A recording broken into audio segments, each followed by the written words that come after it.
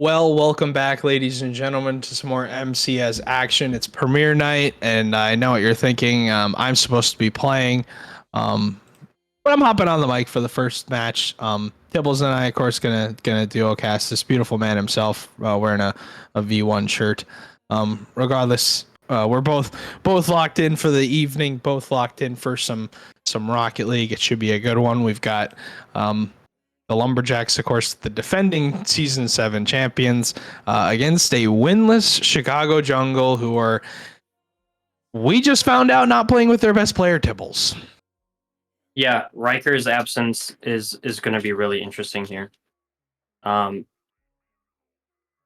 I can't really understate just how much that of a difference that will make. I mean, Stratus is a good player, he's a capable player, but no, it's just going to be completely different here. Yeah. And looking at just some statistics, right now, neither Chicago nor Bemidji lead in any major statistics in general. Tibbles, looking across the board just at what I have right now, sitting at a goal difference for the Lumberjacks of negative 1.13. That tells me that when they're losing games, it is almost close to by 2 on average. So it's got to be a little bit better when it comes to keeping games close. But they have won a series over the Jungle, who have not won a series yet this season. So it'll be interesting to see what we get from the Chicago Jungle. But taking a look at the other matches tonight on the schedule, if you wanted to pull that up quick, I guess, unless we're going to hop into the game, it doesn't matter to me. Regardless, we can talk about the schedule while the match happens, but game number 1 gonna get underway, and like I said, neither of these teams leading in any major statistic. In my MCS notes, Tibbles, I don't know if you have something else written down besides that, but this should be a fun one, a good one. I know Stratus can definitely compete at this level, but Riker's a whole nother animal. Yeah, Riker, with his CRL experience, made CRL one season with Northwood, so he's going to be a huge absence here. And yeah, like you said, Stratus, a really good player, but we'll have to see how he adjusts, to the speed, the pace of this premier match. But so far, pretty good on offense, trying to get something going, but shot from Sean has to save away by Dorka. Now Stratus up for that one. A little bit of a pass will give it away, but now back to Dorka in that Chicago corner and just trying to get it out, but they really can't get it past that half-line mark.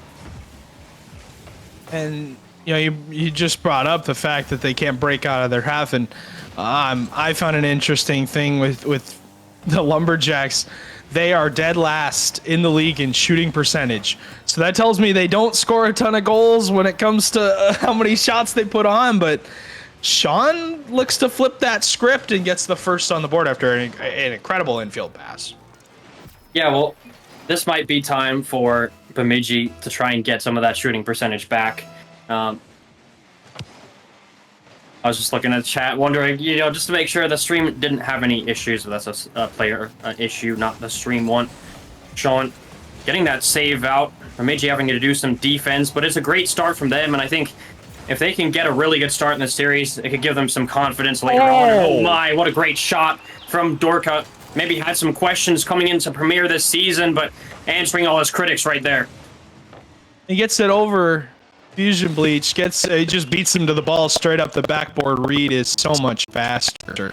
And talked about answering critics. Dorka didn't play Season 7 Premier, was not able to under his own schedule. I mean, he indicated that, but Season 6 was dominated by him. He got second, but Season 7 was dominated by this man. Yeah, Fusion Bleach, premier winner of last season. Great air dribble there, putting one in for Bemidji, and that's a quick response. Sometimes it can be so hard when the other team hits a clip. It can rejuvenate them. It can give them so much energy, but to immediately respond like that will deflate their sails, and that might be another one. A great save from Dorka, but Fusion Bleach has his shooting wheels on today. Indeed. Starting to find the backboard. Great touch from Dorka. Outplays 2 players, Stratus underneath, and they tie the game. And you brought up the fact that You know, Bemidji didn't wait to tie the game. Now the Chicago Jungle come all the way down the field, and a minute, not even a minute later, they tie the game at 2 apiece. So, back-to-back answers we saw, Tibbles, and you know, I really think that that's important. Not letting the series get away from you right away, because it can spiral. That snowball can get bigger and bigger. I have no idea how in the world N does not score that. Great pop touch first from Stratus. Double commit on the side of the Lumberjacks. Do they get anything punished out of it? Sean just scores, and the double commit turns into a free open net. Yeah, huge defensive blunder from N there. I mean, man, all you gotta do is nudge it to your corner, and that's a much safer proposition there. Just gives the ball away. Easy shot in the end, and Bemidji, you know, it's gone back and forth, but that's a goal you're gonna want back. Indeed. And this is such a fast answer. It's definitely one that you wanted to make up for if you're on the side of the Lumberjacks. But looking at the Jungle right now, their season, they are 11th in goals per game. Right now, sitting at second to last in the amount of goals that they put up. So 3 in the first game from the Lumberjacks is good, but I think the Jungle are going to need to score more than 2 if they want to win games in this series. It's going to require more chances at least, but more concerted, clean chances that you can find a pass out of. But Bemidji doing an exceptional job on defense right now, holding their line, and they're not spreading out too much. And I think Jungle is hoping that would happen. They're hoping that Bemidji makes a huge defensive blunder like N just did. But I mean, it's still. I mean, you still have 2 minutes to go, Tibbles. Yeah, and Jungle looked good. You know, if they can clean up those defensive mistakes, they were still in this game. You know, they were going equal for equal, goal for goal. So, you know, if they can cut those out and maybe try to get one back, but for the future, you know, clean up those mistakes and make sure that does not happen again, they might have a chance here. But for now, they're going to be worried about scoring another goal. Stratus does get a touch there, but gets demoed forward and bump away. Fusion Bleach maybe had a chance to shoot on target. That's a great pass across. Dorka there to clear. Now Jungle up for it, and I'm looking for him. His leadership, probably the highest salary. Well, definitely the highest salary player on the team, but I was going to say probably the highest skilled player on the team as well. You can't discredit Dorka, but End is the X factor for me, the catalyst that has to make the plays happen on both sides of the field. Will get a decent save there, but still hasn't found its way out of the Windy City end. Fusion Bleach, good touch to Katamak, gonna set him up for a possible chance. And big miss though from Fusion Bleach. Sean goes as third man, and that's what Bemidji does so well. They cover for each other. Obviously, we know that they play, you know, with each other all the time, being a collegiate team, Tibbles. So they have to have the chemistry needed to know when each other are going to make those mistakes. But Stratus with a great second touch off the sidewall here. 2 players go from the Lumberjacks. Dorka, great shot. It's off the backboard. Stratus, he puts that on target. It's saved, and the follow-up is so weak, and it somehow sneaks its way across the net. And with 20 seconds left, End finds the tying goal. And Sean just a millisecond too late. If that doesn't hit the crossbar, he gets that to the corner, and that is not a goal. But, you know, they take advantage of it. Just too slow to get across the goal for that second save, and they tie up this game. 20 seconds, Stewie, all tied up here. Now End, maybe a chance. I don't think he got the flip right there. Katamak out. Ooh. Great clear out. This could be a chance. Dorka, the last one back. Back to the corner. Katamak there to the middle. Great 50 from Stratus. Up fast. Fusion Bleach there. He drops it down, but I feel like he should have shot there, and that will hit 0 seconds on the ground. We head to overtime in game 1. I feel like he should have taken the shot too. I think you're correct in that was a clean opportunity, a clean beat out of the front half of the box of the Jungle, and he just puts it wide. I think he thinks his teammates are going to be there for the shot. He has a shot here. Chicago, though, turn it to the side, and massive defensive play from the Jungle to keep the ball out of their half and keep a game 1 loss out of their minds. Sean, huge midfield beat. Katamak off the backboard. Stratus there to collect. Gets another touch, but Fusion dunks him into the corner. Fusion looking for a bump on End. End touch was not great. That's off the backboard. Katamak has the shot. It's far down and in. And Katamak picks the corner and gets the win for the Lumberjacks in game 1. And again, it's just that defensive touch from Endy. Hits it into the ceiling, but not enough into the corner to really make it a safe option. And that's really going to bite them, in the butt. You really got to nip that and make sure that doesn't happen again. And unfortunately, for Chicago Jungle, it did. But, they were in that game, Stewie. They were definitely not out of it. Even with, Dorka and Stratus subbing in, I think they're still in this series completely. They just got to clean up those mistakes. And, they went to overtime. The only reason Lumberjacks scored was because they capitalized off of another defensive mistake.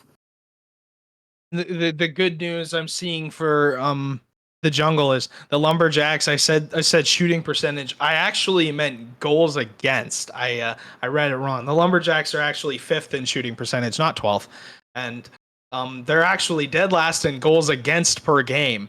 So the good news is you're playing one of statistically the worst defenses in Premier in the Lumberjacks. So the Jungle have that going for them, but again, they scored 3 goals in this game, Tibbles. They didn't win the game. So you're going to need to score. You're going to need to take advantage of that statistical rank and score more goals than what you absolutely think is necessary, because the Lumberjacks are going to keep coming. And great pop touch from Sean to himself right off the kickoff. Tries to get something going. Stratus. Good touch to the sidewall. Good dunk across. Sean. Will he have a pass across here? He finds Catomac off the ceiling, but Catomac goes missing, and that would have been a great opportunity. They had a lot of space there, Tibbles, to put something together. Yeah, the stand's not going to make that happen. No second touch from Stratus, but Endo will pick it up in the corner, almost getting it past Catomac. And you mentioned that they're all collegiate teammates. Is that the whole team for Bemidji? Indeed. All 3 of them compete at a CRL level. All 3 of them play together quite a bit. There is a friend of Fusion's that I do not know if is also on their roster, but was looking to compete in MCS as well. But yes, this is their full collegiate roster that they somehow were able to draft and put together. But that's amazing. That's really lucky on their part. That is very lucky on their part. I would say it's. I mean, Fusion already said that this league is going to be great practice for them, but I don't know how much great practice you get out of going 1-2, I guess you could say, but right now they're looking to even up their record at 2-2, which is not bad. Definitely 500 is a great place to be in this league with how many good teams that we have. That pre-flip from Catomac almost finding its way, and that's kind of an awkward save from Dorka, but no pressure from Bemidji here. Oh, miss from Stratus. Dorka alone in his corner. You mentioned before that Bemidji support themselves well on defense. They always have a teammate there. And they've already this game had some bad defensive touches, and their teammates have been there to bail them out. Oh my, that's almost a double tap down. Catomac couldn't quite find the angle. Will hit that backboard. Now the other way. Fusion Bleach off the backboard. He doesn't make the touch. Doesn't make the touch. Fakes. One goes by. Gonna get middle, but no. Catomac to the corner. Bemidji doing well on defense so far. Oh, indeed. Oh, yeah. I mean, an incredible play from Catomac on the offensive side of the ball, then on the defensive. Now he gets beat here, and as I say his name, I curse him. And just dusts him to the ball. Midfield touch for the Jungle. They score their first in game number 2. And Tibbles, you talked about the defense from the Lumberjacks, how well they support each other. A double commentator curse right there? I think it was. A double back-to-back commentator curse. I've never seen that in my life, but I don't even. How do we even explain ourselves at this point? I mean, you've got, of course, just an unfortunate circumstance of events for us to be so happy about how the Lumberjacks have done on defense this game, and then they go out and do that. But Jungle forced to play some defense here. They're stuck in there. A triple commit on the goal line. Stratus, though, turns it to the side, and hey, triple commit or not, it works, and they get out of their half. And I was worried for Lumberjacks there. If you give Stratus space, he had the boost as well. It can be really dangerous for you, but in the end, it does die out. Fusion Bleach now. I'm looking for that shooting accuracy that he had in the first game.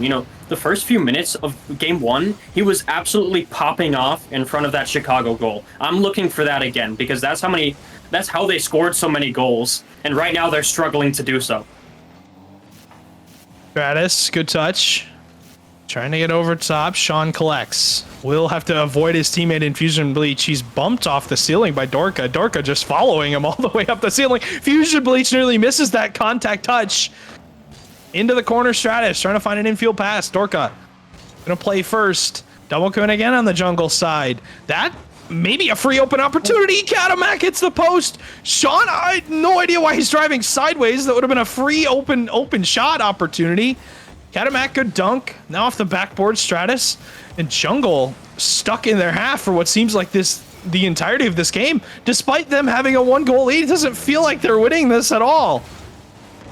Yeah, Jungle stuck in their half, but it seems like every time Bamijo's on offense, they either make the wrong decision or they're missing these shots. I mean, how many shots have we just seen go by the wayside? They either hit the post, the wrong person went for the shot, they're not there for it. 40 seconds, I mean, come on, Fusion Bleach, a double commit again, and maybe you're seeing some of that stressors from the sub playing on the Chicago side. I've seen a lot of double commits, some triple commits as well, and they really need to rein that in, but 30 seconds, this is a very fragile lead. Bemidji could be pressing, actually, as it stands, back in that Lumberjacks corner. Dorka there, another miss. Can Stratus get that angle down off the backboard and Sean clear out? That's all three defenders. Oh no, one back, and Dorka barely makes that save. Now 10 seconds, end up to the wall. This could be their chance for Bemidji. Great pass down to Katamak, but a great challenge from Dorka downfield and trying to get it to that Bemidji corner. Touch the ground, it's still up. Fusion Bleach up for this 130 boost. Will leave it for his teammate Sean, and Katamak in the wrong position. He needed to be a little bit farther back. In the end, that does hit the ground, but Jungle, I was going to say Chicago. Chicago are going to tie up the series right here. They get the game win, and it only takes one. A total of 8 team saves. Yeah, Chicago. Not the Shungle. But 8 team saves from the jungle in this game. And I mean, you look at the shots all the way down the board for the Lumberjacks, 4 for Fusion Bleach, 3 for Sean and Katamak, no one able to find the back of the net. And that cannot be a theme. You have got to find at least one here. You can't let the jungle just sit in their half the rest of the series, Tibbles, because if you give them that leeway, that free space, they're going to take it every single time. They're going to understand that, hey, we're winning this game. The ball is entirely in Bemidji's court. We don't have to press. We don't have to overcommit. We don't have to put our entire foot forward. All we have to do is turtle up on defense and hold down the line. Now, honestly, it is going to... this is the swing game for a reason. I have a feeling this is going to be the most important game of the series. The winner of this, to me, really takes the cake for who has the biggest advantage to win this series over. Right now, it's looking like the Lumberjacks' chance. Yeah, you were talking before about those chances for Jungle to break through, and you can see how comfortable Stratus is in the end. We all know he's a mechanical player, comfortable going for those aerial plays that might just be in. Bemidji, that's their response 28 seconds in, and just a floater from Sean makes its way in that jungle net. And Dorka doesn't make contact. I think Stratus behind him. I think Stratus behind him, Tibbles there, expected Dorka to do something, to either hit the ball or just completely dunk Sean's shot. But that's a mistake out of the jungle right away, and now we're going to flip the script. Now it's the jungle that have to press forward and get that tying goal. But so far, a very, very awkward game so far. A lot of double commits out of this jungle side in the midfield. Yeah, absolutely. That could be a chance to just off the crossbar for Katamak there. Dorka getting that. But a powerful shot to that right side from Fusion Bleach. And again, I believe a miss on the defense, I think, maybe from Dorka right there. Yeah, just couldn't get that touch, and Stratus left stranded. And Fusion just picks the corner, slams it upper 90, gives on that defender no chance at making that save. And 2-0 lead here for the Lumberjacks in the third game. If you're just joining us, we're on our first series of the night, or of the afternoon, I guess you could say, Tibbles. Of course, MCS Premier. This is the highest level of competition we have. The some of the best players in the Midwest playing against each other tonight in week 3 of our league play. Got a lot more Rocket League ahead of us of the season, but of course the night or the afternoon. But thinking about it right now, Tibbles, tomorrow actually at 11:59 tonight begins the trade window. Yeah. And right now, one of these teams may be considering that. Oh, absolutely. Yeah, I think you're going to have to be... It's surely got to be on their mind, the replacement for Riker. And it's going to have to be a good player as well. So we could see Timmy go up to that premier level. He's a free agent right now, but we'll have to see. Bemidji will extend their lead to 3 goals here with that one, just over a minute and a half into this one. And Jungle left a little bit dizzy after that one. They're trying to make their way back into this game 3. And they have not woken up yet. Just Tibbles, they were awake for the first 2 games, and then they went back to sleep and decided to turn in the alarm clock for maybe a couple 15 more minutes, I guess. But if they're asleep for the rest of this series, it's going to be done and dusted, and the Lumberjacks are going to take it. But we talked about the trade window a little bit, and that, of course, starting at midnight tonight, technically the 22nd, is when it opens. And you brought up a player in Timmy's on the free agents list. A couple more players who have competed in previous seasons still is actually signing up and joining the free agents list. So actually a lot of options on that list. You've got LAN experience on that list, a lot of Premier experience on that list too. So I don't know how much you're going to be able to replicate Riker if you're going to if he's the person you replace, but you have got some options. And honestly, what we saw last season with the Lumberjacks, it isn't always about complete talent. It's about the 3 players that run together the best. And right now, these 3 Lumberjacks look good so far, but they're going to give up one here. End's going to give the Jungle a chance. Yeah, and it looked like another defensive mistake on Katamak's part. He just didn't quite get the touch that he wanted, and they really have to clean these up. I've been saying the whole series, both teams looking to clean up those defensive mistakes. And that stat that you mentioned before, what was it, last for goals against? I can totally see that now based on this gameplay. And don't remember what the rank was for the Jungle, but I know the Lumberjacks were dead last in goals against per game, and the Jungle are currently sitting at 4th. So a scary prospect, because you're maybe Riker was the real contributing factor for them being in the top 4 in that statistical category. So you're maybe missing that defense, Tibbles, right now. And 4-1, the Lumberjacks going to get their 4th on the board, and scary sights for the Jungle, who may or may not have to fight from behind in this series. It's looking highly likely. Yeah, what I'm seeing from Jungle isn't a lack of defense. Do that. Stratus almost peaking on this Bemidji team, but I'm not, seeing that defensive core being neglected by Jungle here. It just seems like, they're not supporting each other on offense, and that's really why they can't get anything going. Oh, yeah. I agree. I think you just hit the nail on the head, the proverbial nail on the head. I think the offensive support that they brought to each other early on in the season, and just in general in the first couple of weeks, helped their defense tremendously, because they never really had to be in tough, difficult defensive situations like that. Dorka gonna turn that away, get a good flick. 37 seconds though on the board for them. They got to score 3. Tibbles is mathematically highly unlikely that we see an overtime here or a possible Jungle win, but I'm taking away from them. I wouldn't put it past them. But the Lumberjacks, all they got to do is hang on, and it's tougher than it seems, but with only 15 on the board, it's looking like a Lumberjacks win and an advantage going into that 4th game.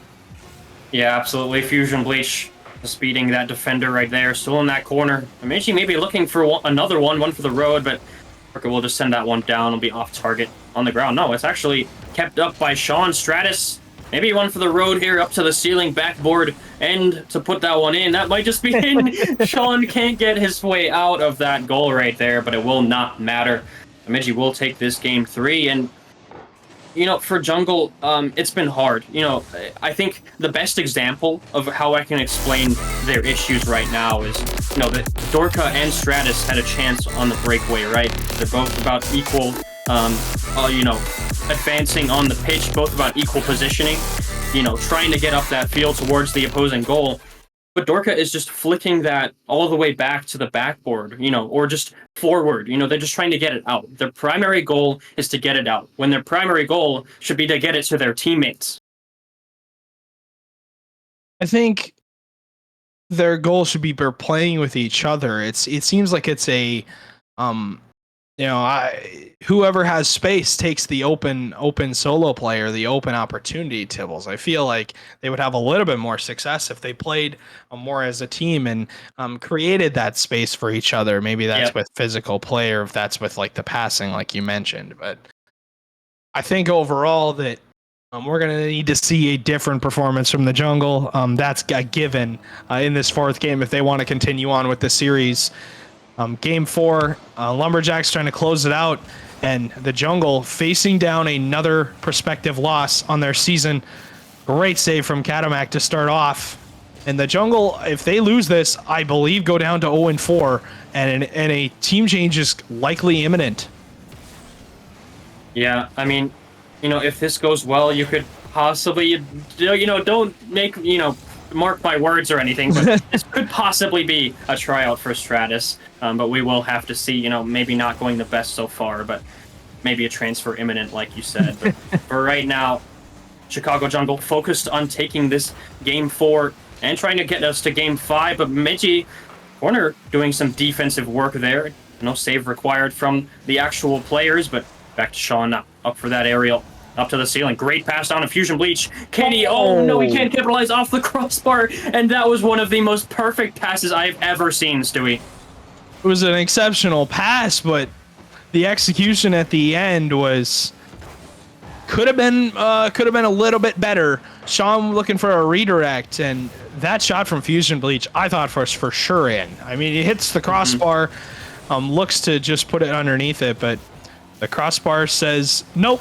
We're going to continue playing on at a 0-0 scoreline, and with a little bit of space but no boost. And the theme for Chicago so far, the last half of this series, has been no boost in their tank, even when they have the offensive chance. They're forced to burn all their boosts to just a 50-50. And if you think of this, Tibbles, in another point of view, if it were the Lumberjacks that were 0-3 in this series, or on the season so far, what kind of team change would they even look at? I mean, it's a CRL team, but are you going to risk breaking up that CRL team to be better in this league? I have no idea.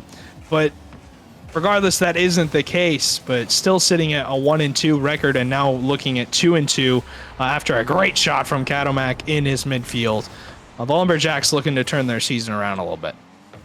Yeah, Katamak just on that transitional play, and Dorka opting not to challenge there, which put him in a really awkward spot because, I really like Katamak's control there. He gets it to the wall, but close enough that he still has control over it and able to take that shot, able to place it as well.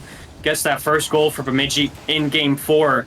Maybe looking for some more initiative from Chicago Jungle here on the defense, and Dorka left alone on that back line, but does make that save. And with a good touch to the sidewall. And with another clear downfield. Fusion in a tough spot, though. Great read off his backboard. Beautiful defensive play from the captain, pretty much, of this Bemidji Lumberjacks lineup. And it was interesting, Tibbles, at the beginning of the season when this team was put together, I mentioned they're a CRL team.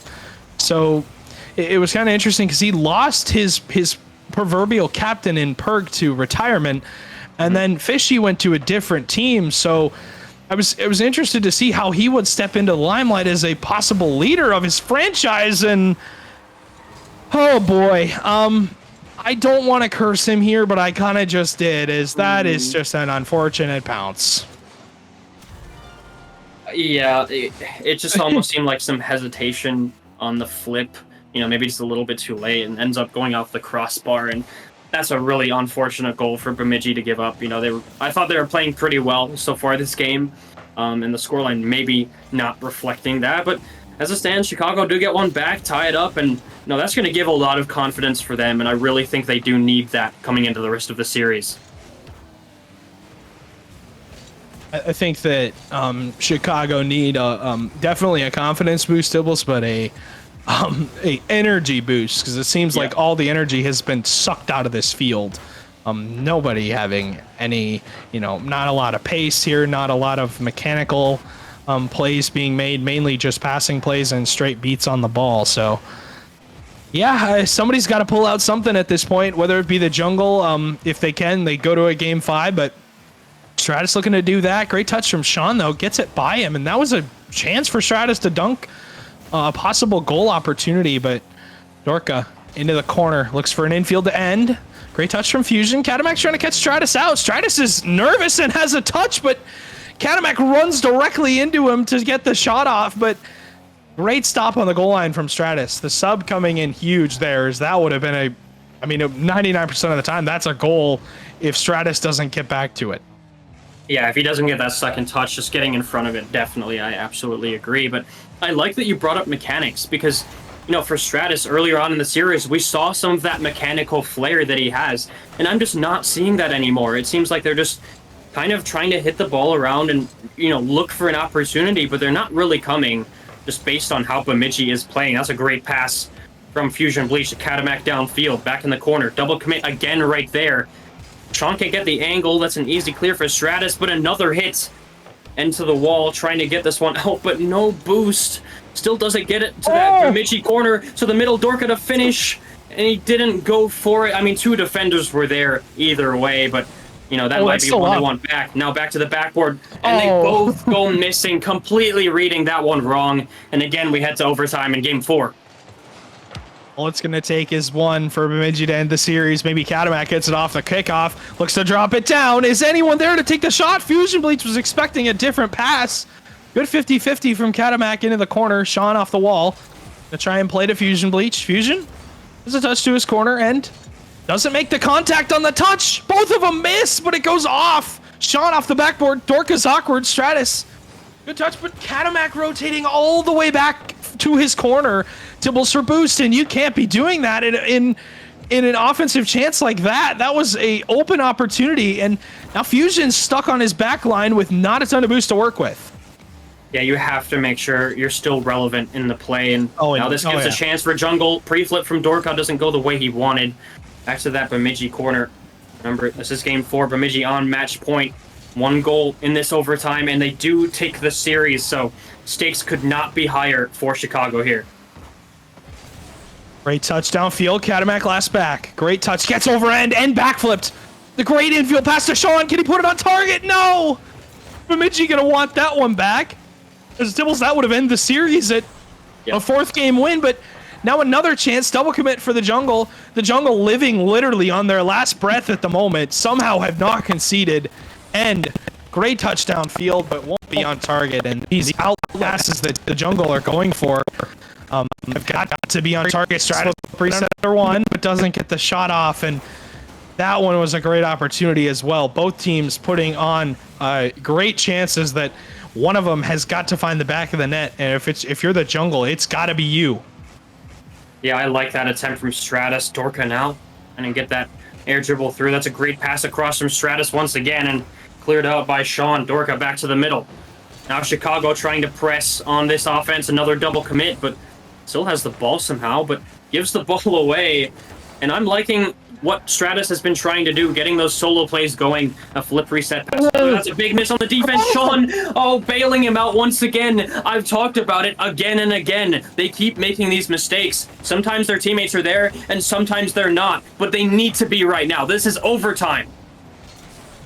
Sidewall, Dorka catch. Has not a lot of boost to work with.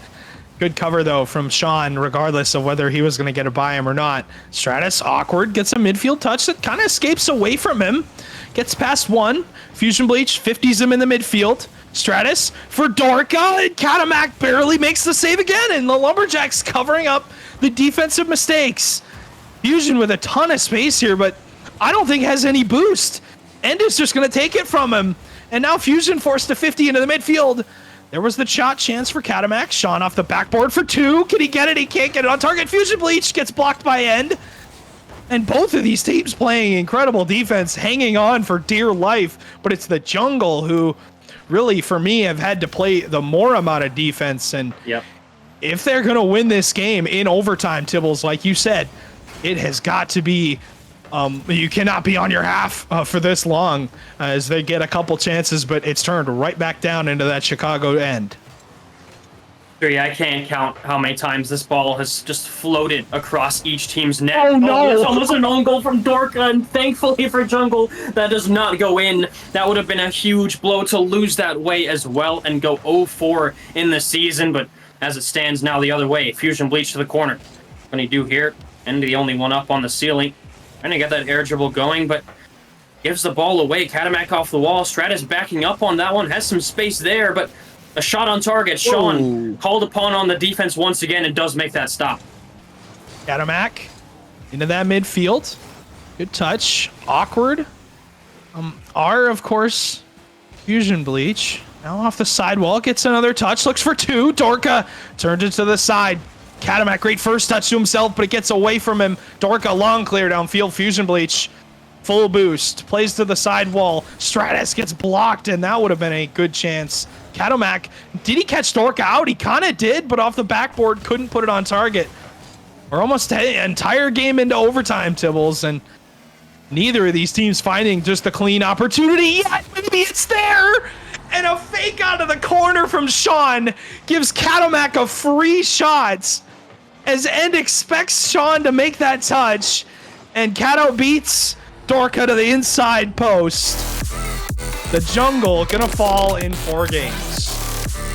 Yeah, Dorka just barely getting a touch on that ball, but it was not enough to keep it out. And Stratus subbing in, I think, did play a factor, but he did play valiantly. 5 shots and the only goal that Jungle had for this whole game 4 in all of those 10 minutes of game time. So, yeah, big win for the Lumberjacks as well, continuing in their season. And Jungle now, they really have to go back to the drawing board, Stewie. 0-4, I believe you said, after this series result. And now you're going to have to look back and really decide, all right, what are you going to do moving forward? I mean, it's technically 0-3 right now. Tibbles, I was incorrect. I was looking at the other 2 teams that are 0-3, but Chicago 0-3, but they are now in a spot where they're pretty much tied for dead last, Tibbles, like we talked about. So 0-4, 0-3 doesn't really make a difference. They're down in the conversation of when are we going to possibly make a team change? Now going into this this trade window, it lasting from all the way to November 1st, starting technically tonight. But what are you going to bring in? I mean, looking at the free agents list, you have some talent on it, but what is stopping some of these players from accepting other offers to go on different teams? And also, if you're going to keep End and Dorka on the roster, who are you going to bring in that's going to be a proverbial leader or a player who's going to be that first person to take control? But I really think that the Bemidji, that was a huge win for them. It gets their confidence back. It tells me now that they're still in the running. I mean, they're 2-2 now on the season, moving themselves all the way up to a possible top 6 or top 5. So they're moving up into the front half tables of the league. But that was only the first match of the night. We've got 3 more still yet to come. Of course, it's going to be a good night of Rocket League. Bemidji actually going to play again after this series to replace an on-stream match for us. Quick, if you want to throw up the schedule, that would be great. But it's going to be another good series. You've got the Lumberjacks and the Duluth Superiors. Obviously, we forgot to change the names. Quick, I can help you with that in a second. But yeah, follow the logos, not the names. I apologize for that. But yeah, you've got the Lumberjacks playing again against the Duluth Superiors. It should be a good one. I'm looking forward to it, Tibbles. Yeah, I am as well. Series 2 should be a great one, and casting with a good friend of mine as well. So I'm pretty excited in that aspect, but we'll be right back with that action. feeling lonely, hey, and hearing music that can make me smile. But the way I feel with her cannot be explained. But one thing still remains on my mind. I know that you'd be bad from the minute I saw you. But somehow I keep running back to you, back to you.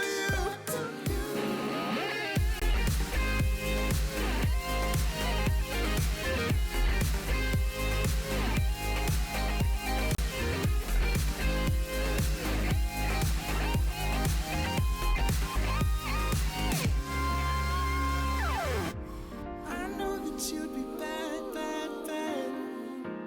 I know that you'd be bad, bad, bad. I know that you'd be bad, bad, bad. I know that you'd be bad.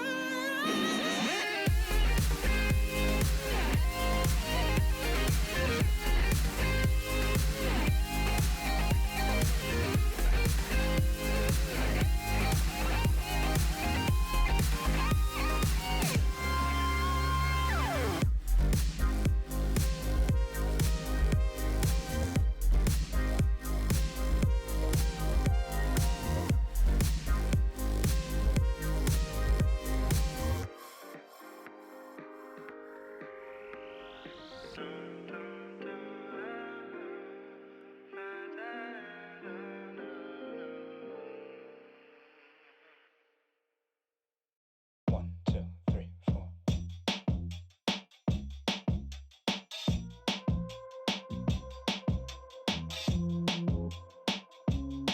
Oh yeah. Goddamn, would you look at me? Yo, I'm a lazy motherfucker, that's what everyone sees. Ain't it funny how you wanna be the best, but you can't even get up and get dressed?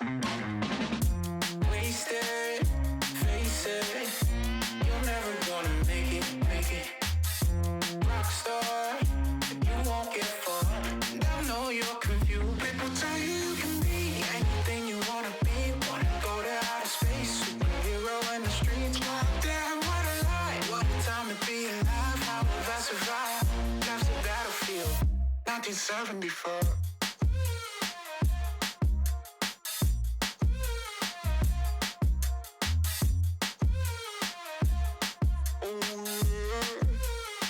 I think I'm going insane. I'm feeling crazy. Can't get it out of my head. Oh no, if the devil inside takes hold, then I just might wind up dead. Wasted, face it, you're never gonna be the one. Rockstar, you won't get far, but at least you had fun. People tell you you can be anything you wanna be, a king or a queen, as long as you got a dream. Oh no, it's a lie, they just wanna take your life, try to tell you it's a battlefield. People tell you you can be anything you wanna be, wanna go to outer space, superhero in the streets. Damn, what a lie, what a time to be alive. How have I survived? Life's a battlefield, 1974.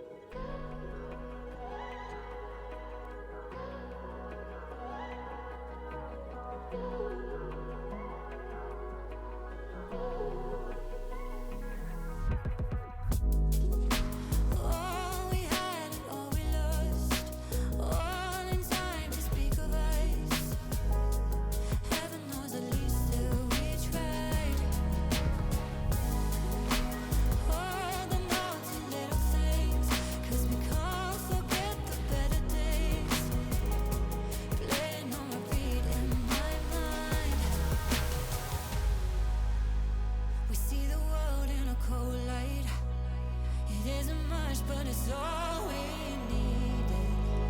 It's all we needed. With everything in its right place, we'll push away 'cause it's all we needed to come through and back to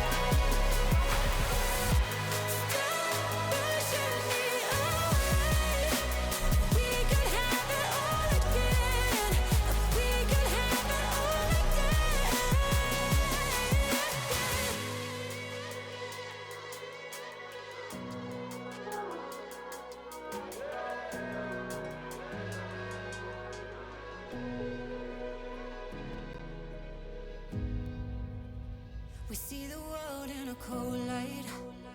It isn't much, but it's all we needed. It's all we needed. With everything in its right place, we'll push away 'cause it's all we needed to come through and back to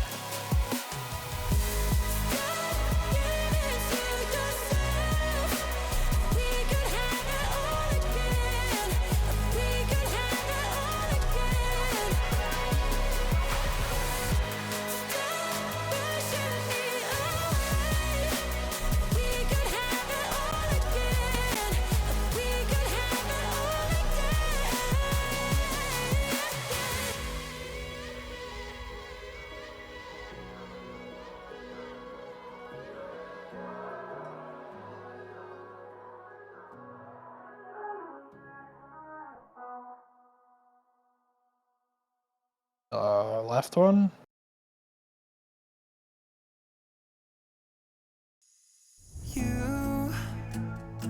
You've been hurt before. Never meant to drop your heart onto the floor.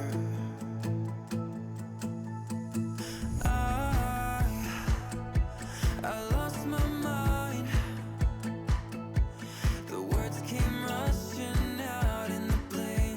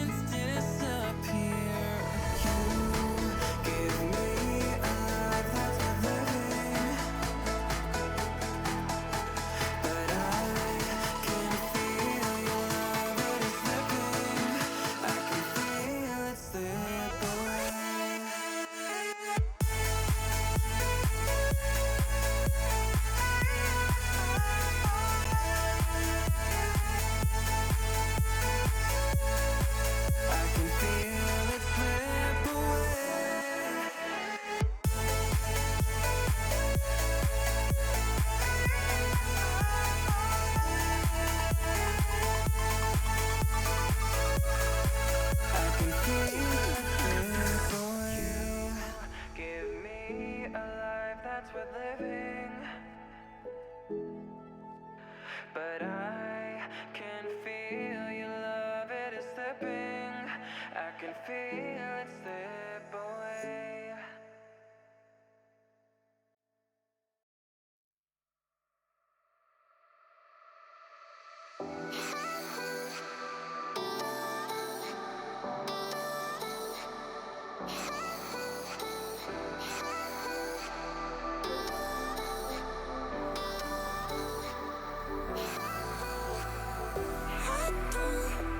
Want to lose it all, lose it all. I don't want to lose it all, loving you. No, I don't wanna lose it all, lose it all, loving you. No, I have been too scared of letting go. I don't want to lose it all. No.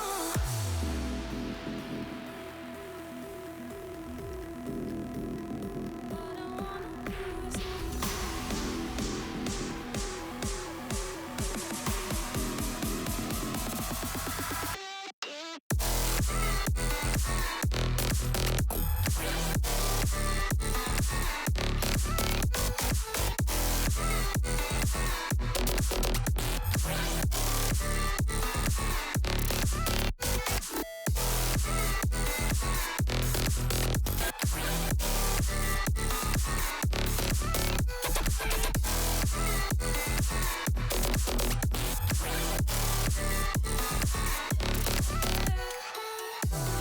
I don't wanna lose it all, lose it all, loving you.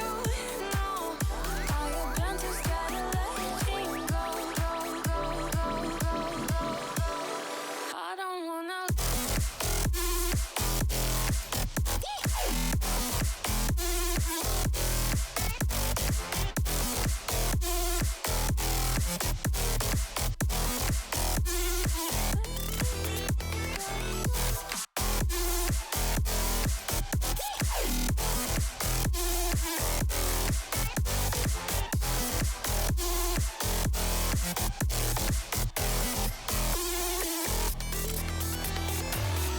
I don't want to lose it all, lose it all.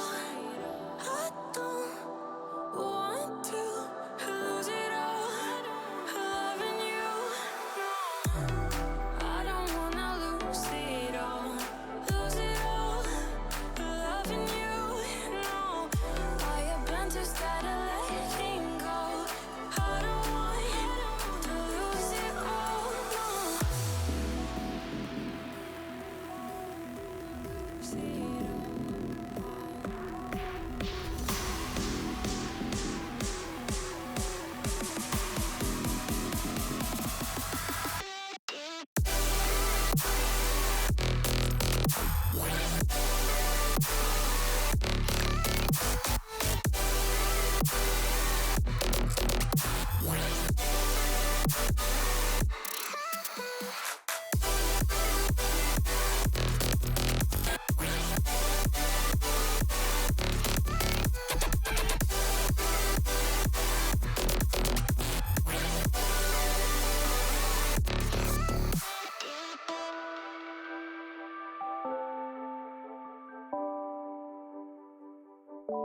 I don't wanna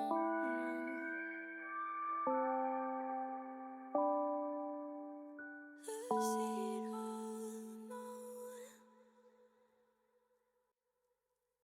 This feels a little too perfect how we are now.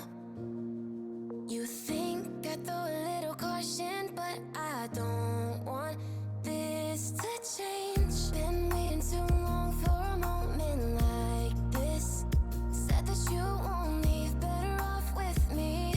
The kind of feeling I can't explain. Like how it feels drenched in the moonlight, like how it feels under the stars. A step out of bounds with our own plight, a push towards the peace in the hearts. If it rains down all on us, drown out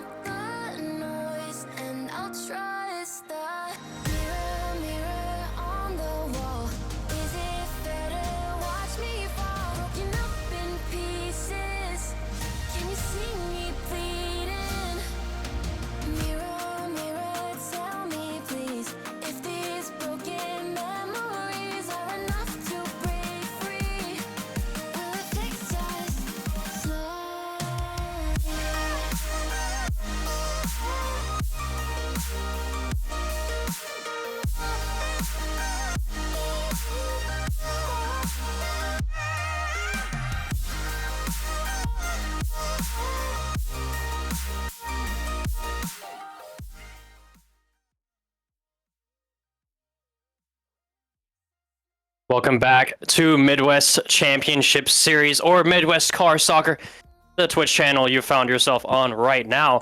And on your screens is me, Tibbles, and my good friend Clashta to bring this next series for you right here. Lumberjacks and Superiors going at it in this series too. We just saw Lumberjacks play.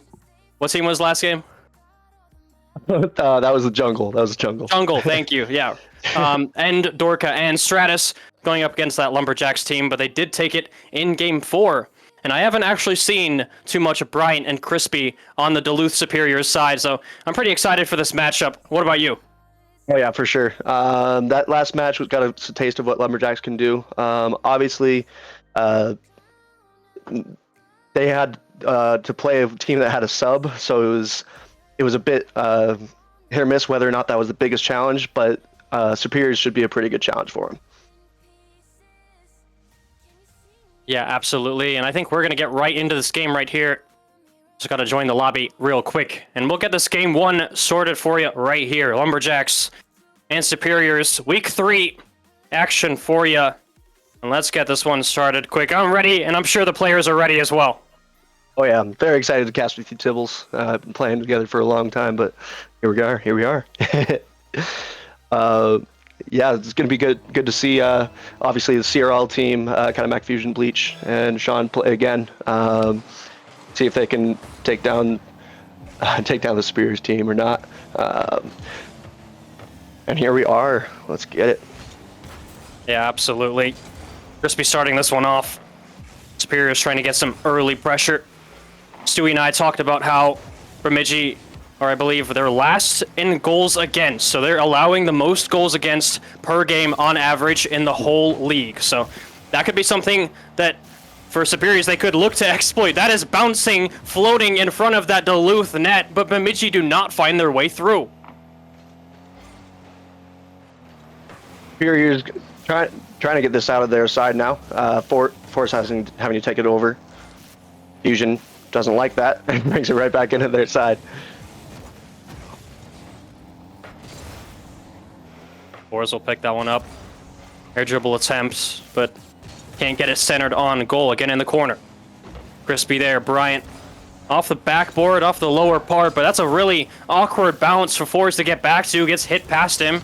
Sean continuing that trend of last series where they were missing a lot of shots. Fusion Bleach again may have had a chance for that left side, but Clash, it's really looking like they're struggling to get those shots on target right now. Yeah, if they were hitting these shots, it would already be 1-0 for sure. They're having good opportunities, just not able to put them away. Fusion Bleach taking it to his corner, 50ing Fours there. Katamak taking it his corner now, taking control. 50 by Bryant. Sean now up. Will there be anyone pressuring? There will be. It's Crispy. Katamak to the wall. He tries to get it middle, can't get it. Fusion Bleach easily takes over though. Fours with the clear. I feel like the Superiors are just holding on for defense, but fairly comfortably on defense. Not huge risks that are being taken by the Lumberjacks, and that's okay for the Superiors. They could just hold back there on defense as long as they want right now. Yeah, absolutely. You see Bryant as the third man there. Crispy off the backboard, an awkward touch from the defender. Fours there to crash the net, but Bemidji do find their way out of that mess right there, and we're approaching halftime in this game 1 clash, and no goals just yet. Yeah, still 0-0. Someone's going to have to extend pretty far here to be able to get a goal, but of course you have to be careful of how far you're extending, because you're going to let a goal go if you extend too far. Right now, just a defensive battle. Nothing really threatening still. Yep. Bryant taking it to the corner here. Fusion quickly challenging that. Small double commit, but shouldn't have any errors there. Sean taking the ball up in the corner. And countered pretty easily by Superiors here. Yeah, stopped right in the middle of that Superiors net, and now it's Bemidji's turn to put on some pressure. Fusion Bleach trying to get that out to his teammate. Redirect attempt by Fours. Oh my, that would have been a wild goal if I had ever seen one, but less than 2 minutes now, and Superior is still looking for that goal. Bemidji as well, but no pressure there. Just a kind of a loft shot over onto that Superior side, and nobody there to follow up. Yeah, I'm waiting for some sort of solo play right now to break the deadlock right now, because people are trying to pass and stuff, but it just keeps getting cut out so quickly. No real threats are happening. I feel like a great solo play by one of these players is gonna break that. We'll see if it happens in regulation or if it's gonna make it all the way to overtime. Crispy taking it with himself here. Countered easily by Sean. Bit of a rough touch by Sean, but easily brought back right into his control. Bryant in the corner, taking it up solo, countered by Fusion. Fours on the ball. Into the middle for Crispy. There was bumps on the goal line, but it couldn't go through. That was a great attempt right there by the Superiors. Yeah, Sean, the Lone Ranger for Bemidji there, makes that save against 2 players from that Duluth side, and Katamak will find his way through. And the defender was there to make the touch as well. That's a great pass from Fusion Bleach. Great pass from Sean to Katamak down to the middle. And that's an all-around great passing play from the Bemidji Lumberjacks. Yeah, great counter too. The Superiors were just on the offensive side, and then very quick 1-2-3 passing play just gives the Superiors the lead. Now Crispy flipping on that one, but no luck. Still in that Superiors corner. Can Bemidji extend their lead here? 40 seconds left for Duluth to make their move. Crispy faking that one, still gets the 50 with Katamak. Now Bryant fast to it, up to the ceiling.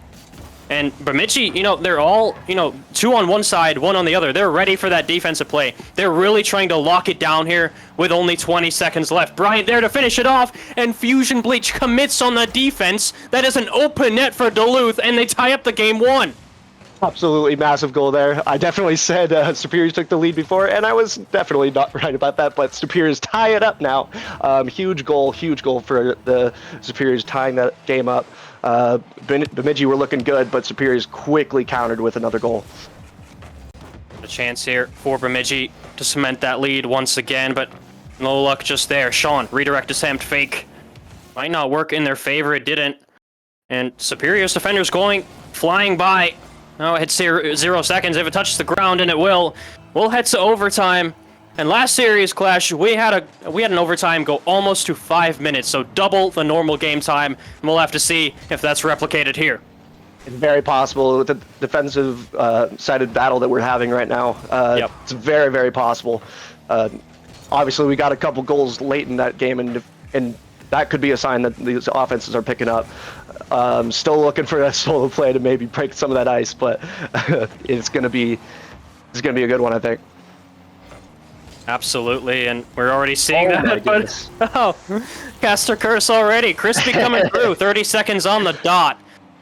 That's just kind Absolutely of a huge. That's not even. Oh, okay. I was gonna say the pass from Fours was not really. It was just an ordinary pass, right? But he gets that bump, clears out the net, the Bemidji net, and Superiors will find their way through in game 1. Very well done by Superiors there. Didn't really let Lumberjacks do anything in that overtime. It was only 30 seconds, but being able to stall them out and completely smother them there, the overtime was absolutely huge. Yeah, and teams going about equal on shots. 7 for Superiors, 5 for Bryant, going 0 for 5 that game. The only player on his team not to score a goal. So I'm looking for Bryant. I believe he was the first round pick for Duluth. So I'm looking for him to be that X factor, to step it up and be the leader for his team. But hey, Clash, they're already doing well. They got game 1 already in their belt. Oh yeah, for sure. It's going to be. I'm very excited for this series. First series I've been casting, so I'm glad to be joining you, Toby. But Superiors taking this game 1, absolutely massive. We'll see if they can continue this trend. Yeah, and Bemidji playing against Sub last series, even then struggled to score goals. Yeah. I really think that's going to be their biggest issue here. They have to source that offensive prowess from somewhere. Someone needs to step up here, and for a couple games last series, we saw Fusion Bleach. He was the one getting those shots in, getting those goals on target. Eventually, they did win the series, but that started to die down a little bit. He started to calm down a little bit, not hitting those shots, not getting them on target. He needs to rekindle that fire and get back into this series. Yeah, absolutely. If not, Fusion Bleach obviously has to get that, but he needs to have some support too. Katamak and Sean, he has to have those teammates around him to be able to pick it up, really. If they're going to get this series, they're going to have to They're going to have to play as a full team, full roster. They're all going to have to get some fire going, replicate some of that goal that they had in the first game, and make sure that they can get this thing going. And we see, again, those defensive touches, not with the precision that they need from Bemidji, but they don't get scored on there unscathed off of that situation. Duluth were not able to capitalize, but now back the other way. Crispy in the corner. Doesn't get that 50. Rule 1 possibly. Ooh. No, we don't do those in Premier right here. This is the highest league. We're better than that. I don't like that. Come on. Gotta hold that Rule 1. It's for the you gotta do it. You got it. I get it though. Oh, that's a massive shot by Cattleman, putting it away. Centered ball by Sean was beautiful. That's a wonderful play right there. Yeah, and that's like a seemingly innocent save coming from Brian, just setting it to his corner. You know, it was a little bit harder than maybe he wanted it to be. It's gonna bounce right off that corner, but great capitalization from Bemidji, and that's what I'm looking for from this team. That's what they need to do to be successful in this series. Yeah, big team play coming out.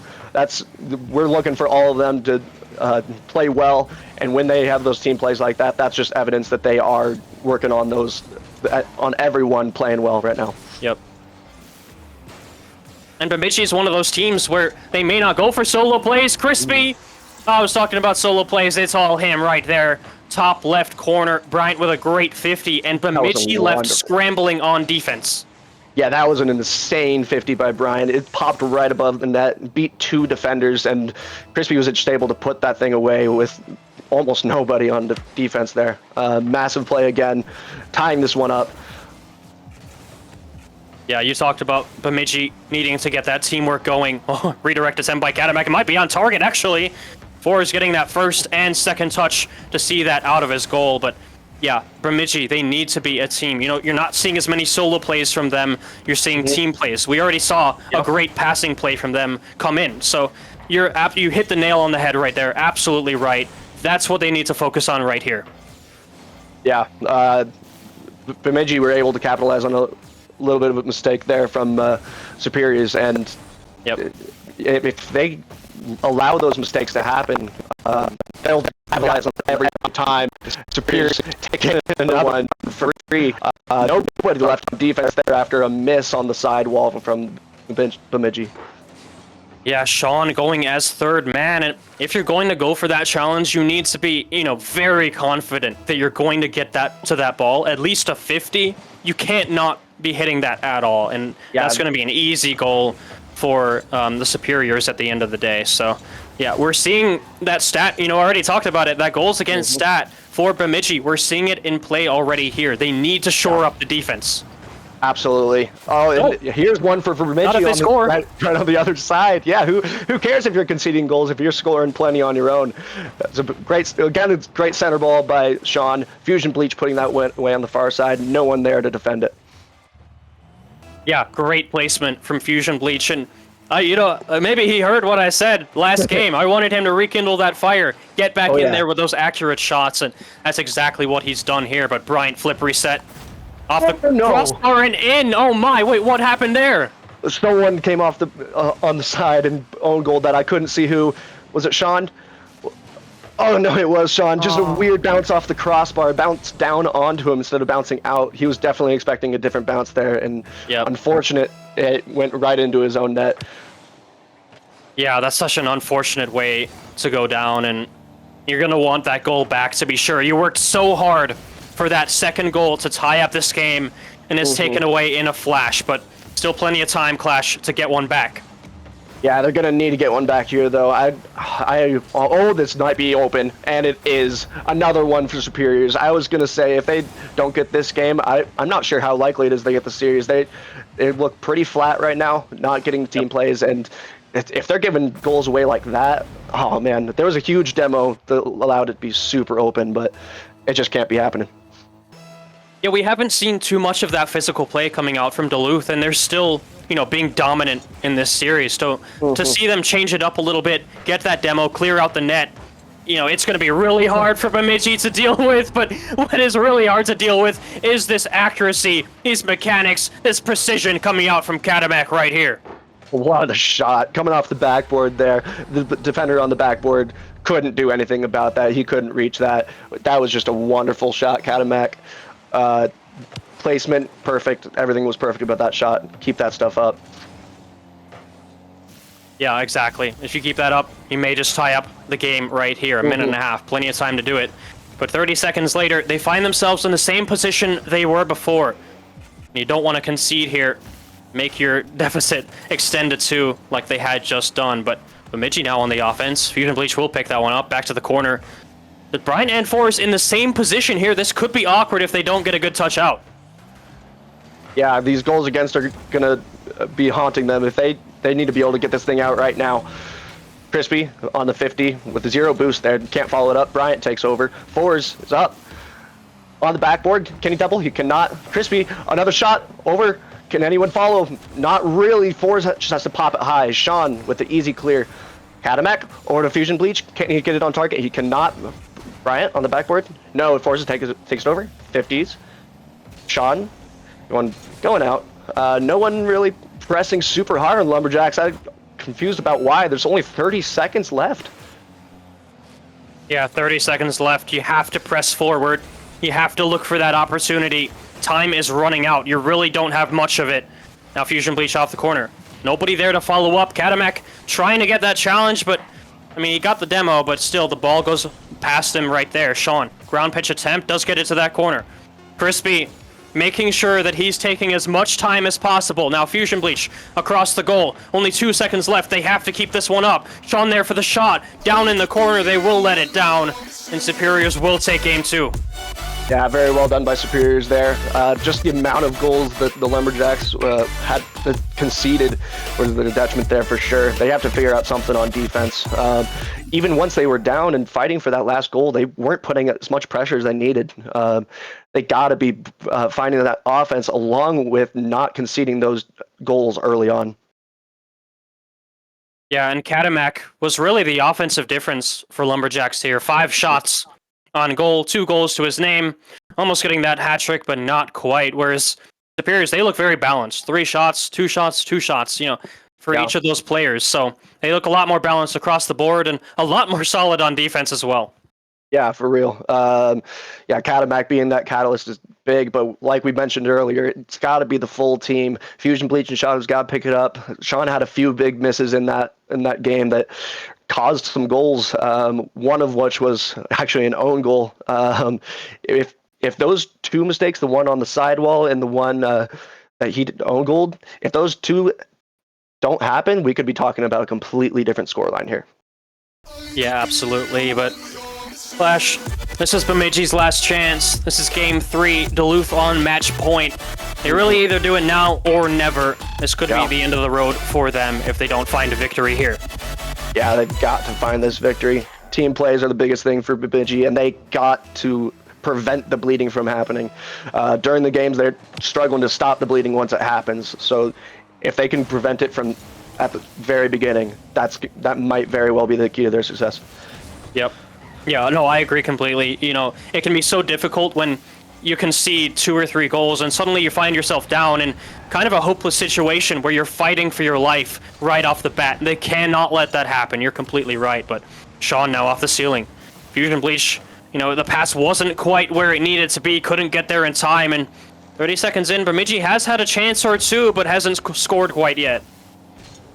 Yeah, Superior's easily getting that offensive stint from the Lumberjacks out. Bryant clearing it out. Crispy able to follow it up. Easy fake on the sidewall there. Bryant playing disruption. Is it going to go in? It is. That was a wonderful play just to follow the leader play right there. Crispy just basically getting escorted in perfectly.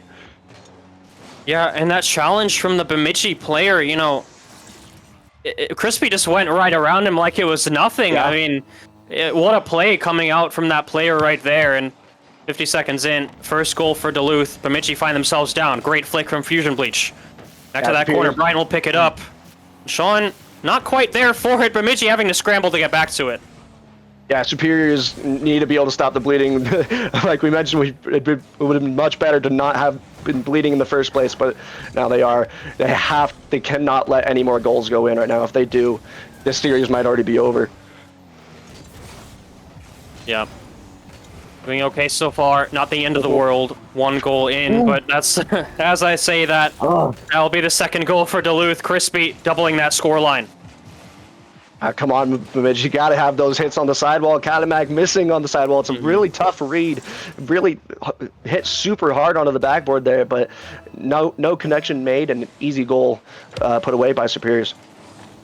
Unfortunately, it's been a theme that I've seen time and time again for this Bemidji team, you know, whether it be defensive misses or just defensive mistakes where they hit the ball in an undefendable position and the other team is able to score off of it. It's been a hard series for Bemidji. That's almost in from fours again. Sean on the goal line getting that one away, but yeah, Bemidji still looking to fix those mistakes that have been haunting them really all night. We keep talking about Bemidji making mistakes, but Superiors are definitely forcing out these mistakes too. They're playing very well. They've started to get a little bit more aggressive too. More demos, more aggressive plays, as I say it. Without people on the field, how can you defend? And that's just another aggressive play that causes a goal. Just a floater that just floats right in for Bryant here. That is the last touch he got, and it still goes in the net. Yeah, Sean trying to drift his way over there in the air, but getting bumped again. And Duluth have so much pressure here that they can't afford to send someone for the demo or the bump or just make it awkward for the defense. Crispy now with that dunk. Fusion Bleach going toe for toe, but he does get it over him for that 4th Duluth goal. I'm wondering where the rest of the defense was. Fusion was there. Sean, I don't know what took so long to get back. I don't know if he was getting bumped on that side or what was going on, but leaving one player back against Bryant there, it's probably not going to spell very well for very, very often, honestly. Yeah, not at all. And the trap that I, kind of warned about earlier that Bemidji didn't want to fall into, that no team wants to fall into, but especially not Bemidji here. Now 4-0 down, half of the game to go. And of course, Duluth had that performance in the first half. Bemidji could possibly have that performance in the second half, but they would have to make some drastic changes to make it happen. Yeah, it's continuing the aggression. There's 2 demos on the line. Is this going to be another goal? Not quite. Crispy, can he put it away? He can't. Forrest has all the time in the world on this ball. He puts it high, though. Oh, no. Bryant just keeping possession there. Crispy keeping it in the end. Even though they didn't get the goal there, they still have the possession in this Lumberjacks end. Adamak called on defense once again from that shot from fours. Simply trying to get that clear out, but immediately challenged by fours once again. And I'm loving these team plays from fours. He's been all over the pitch. I was going to say defense, but he's been on the offense as well, making it awkward for Bemidji and giving space to his teammates so they can be successful. Yeah, it's a full team effort right now, and another bump, and it goes in. It might have been in without the bump, but these aggressive plays are giving Superiors so much opportunity on the offensive half. It's just those mechanics that they're missing, not just flip reset mechanics or breezy, musty flick mechanics, but Fusion Bleach giving the ball away, on the wall there. Just immediately gave it to that Duluth team, and Forrest is able to pass it off to a teammate, get the bump, and yeah, it might not have mattered if he got the bump or not, but it's that mistake right there from Bemidji. Yeah, I feel like they're also getting boost starved in their own half right now, and if they give the ball away while they're boost starved, you just can't do anything on defense. Those 50s have to be coming out to buy that time for your team. Right now it's 5-0. I don't know what Bemidji can do here. Yeah, 5-0, a minute left, gone bad to worse for Bemidji here. Now Fusion Bleach has a possible attempt. Katamak turning on that one, trying to get that pass. I like the idea, but the execution wasn't there. And as this time ticks down, I can only see one winner. Yeah, absolutely. Superiors running away with this one. Bemidji are going to have to push so unbelievably hard to even give themselves a chance right now. Down 5 is it's an unheard of comeback at this level. Maybe they can figure one out right now. It's unlikely. Bryant putting another one on net. Fusion Bleach clearing that out. Bryant on the ball, 50ing all over to fours. Katamak on the ball now, just kicking it away again. No control from Bemidji right now. 9 seconds left. This one is definitely over. Yep. Only one winner here, and that's a sweep as well for Duluth. Fusion Bleach will get one for the road. A no coming out from Crispy there. I don't think Duluth wanted to lose that shutout opportunity, but 3 seconds left. It will not change that result at all. No, it won't. The good news for the Lumberjacks is they were able to get that victory earlier, but the bad news is it was against a team that had a sub. So how good does that victory really feel for them? Can they keep their mental up for future series? The big story, though, Superiors, they kept that series on lock. They didn't have any issues closing that out. They made sure it was confident. It was a very, very one-sided series. Superiors beating the Lumberjacks here. Yeah, and Fours, he never gave up. Even in Game 3, he never gave them a chance to come back. Even on those last plays of Game 3, when they're about to sweep this Bemidji team, he was still passing to his teammates. He was still going for those bumps, trying to make it awkward for the defense. And, he's probably the MVP for me this series. Brian and Crispy had some great plays, but Fours really was the glue that made them work. Yeah, absolutely. It was a big team play from the whole team. Fours just everywhere on the field, though. He was making off-ball plays, everything like that. So hats off to Fours. That was a very, very good series. Yeah, absolutely. But we're going to move on. We're going to have Series 3, and I'm just checking real quick to see what that is. Oh, that's Rising Star. Hold up.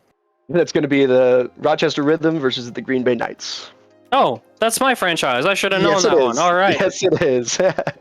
And I believe someone else will be casting that because I'm hungry and I want to go eat food. So I will not be casting that one. That will be the end of the night on this stream for me, but I will be streaming Mankato and Vanish's team as well. I believe that's Fargo Steelhawks on my channel. So that's Series 4. That'll be at 5:30 Central. And that'll be the end for us. Any final thoughts, Clash? Well, I'm looking forward to seeing the Superiors team as they continue on. That was a very dominant game. If they can continue that domination, oh man, they're going to be dangerous this season. Yeah, can't wait to see more of that team. Quick said it would be a great match, and I completely agree with him. They're a great team, very, very solid. But that will be the end for us. We're going to go to a quick break, and then we'll have that Green Bay Knights series for you coming right up.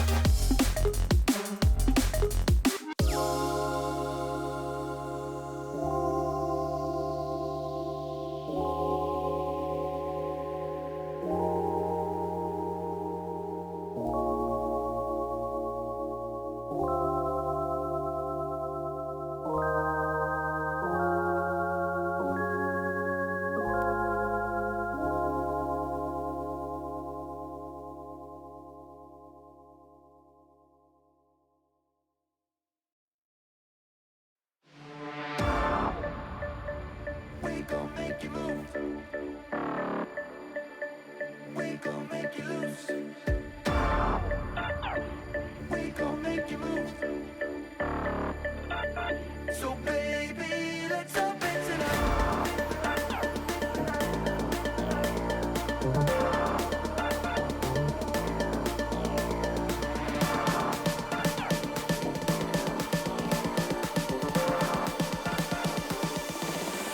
Let me get funky.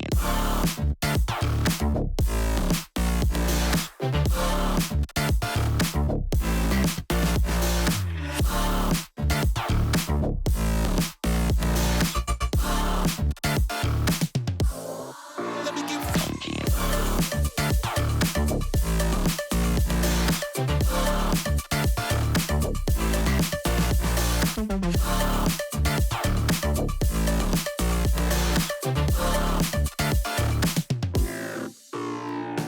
We gon' make you move from side to side.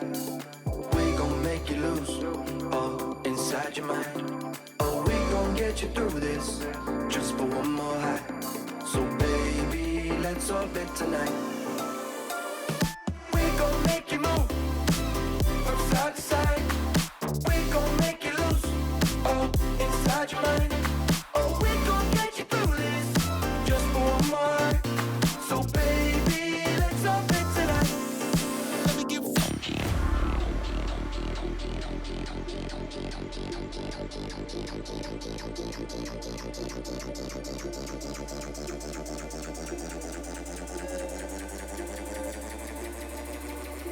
Let's lose our mind.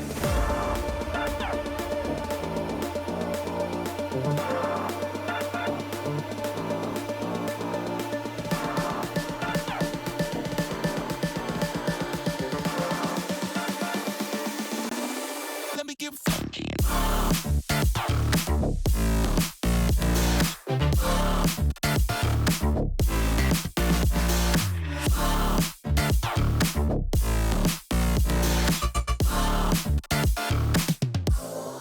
Let me get funky.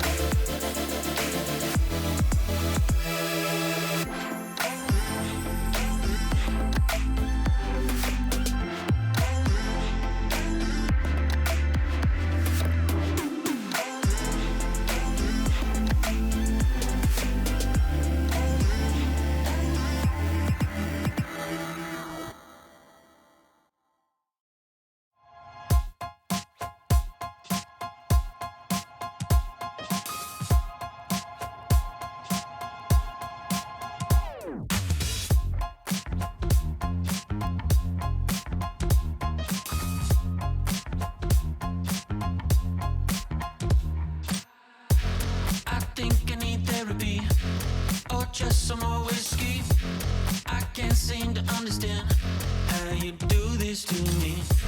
You've been running in circles inside my head. Wasn't looking for love, but baby, I found you instead.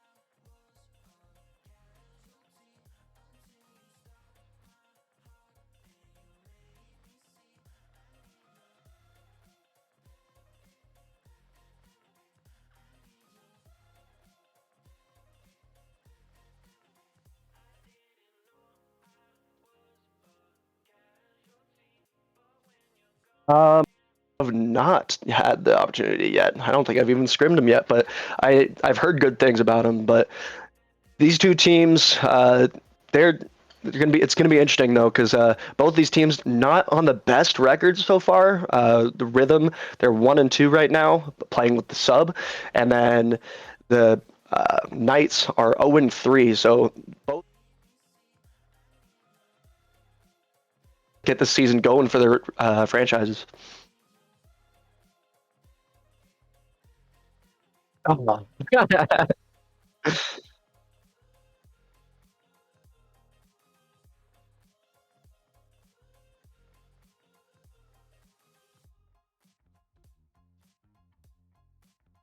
Yeah, no worries. Obviously, we got Rhythm and Knights going here. We're about to get into this game. See, as we said, they're both looking for these victories. Cole is hopping in for Remzik on the Rhythm to see what he can do. And here we go. Game has started. Knights starting off with the possession. Cole with the 50 in the corner. Volt almost putting it away early. That would have been absolutely massive for the Rhythm. Nothing to show for it though. Jakob putting this ball into the middle, couldn't quite get it away. Yeah, I can hear you. Yes. Interesting. So yeah, sorry about that. His mic is struggling a little bit, so it's just me for a little bit. Knights going in the middle here. There's an opening. It is, but Cole big save by the sub there. Cole gonna try to prove himself in this series. He is subbing in. We'll see what he can do. Pixel up on the backboard, easily cleared by Messiah. Cole taking it back. And Jacob on the wall. Pixel, big shot. Cleared away by Zebra. The Knights here pressing. And there, oh, that could have been bad. Pixel barely gets kept away from a huge counterattack. He was the last guy back. If he didn't get that hit, that was going to be a goal.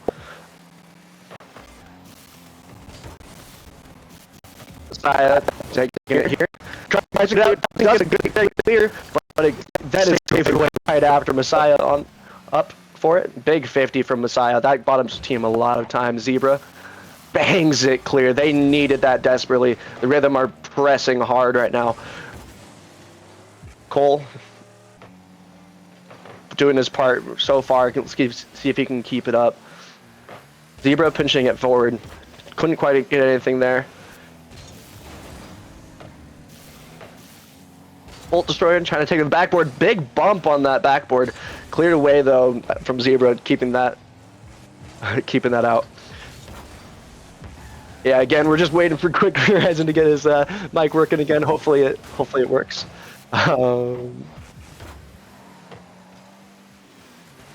Yeah, he's just having some mic issues right now, so we'll see if it takes a little bit or something. But oh my goodness, a goal from the Knights here.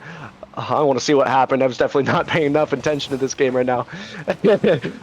Cole in the net couldn't quite get the save. He was just a tiny bit slow to that. Big shot there. Just got it right over him.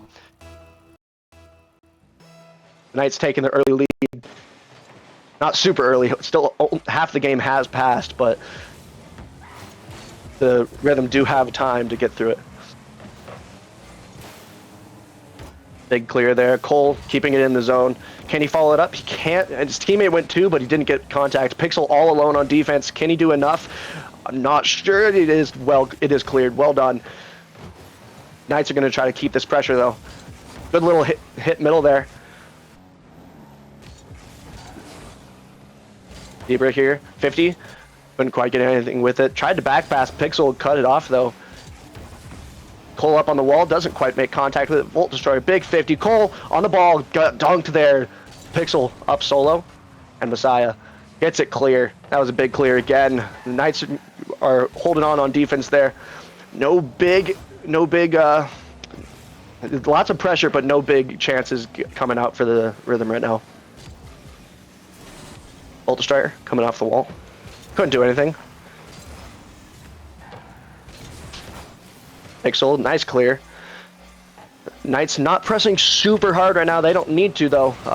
They're up 1 goal, and they get another goal right as I say they're not pressing. They get a goal. That was a big shot there. Volt not with the best clear and with the physical play on the back line. That was huge from the Knights getting that goal.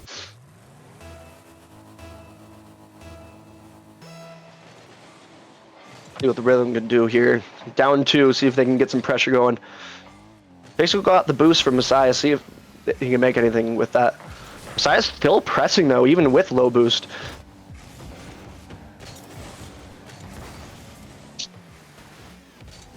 Nice trying to get it out of their zone, can't quite.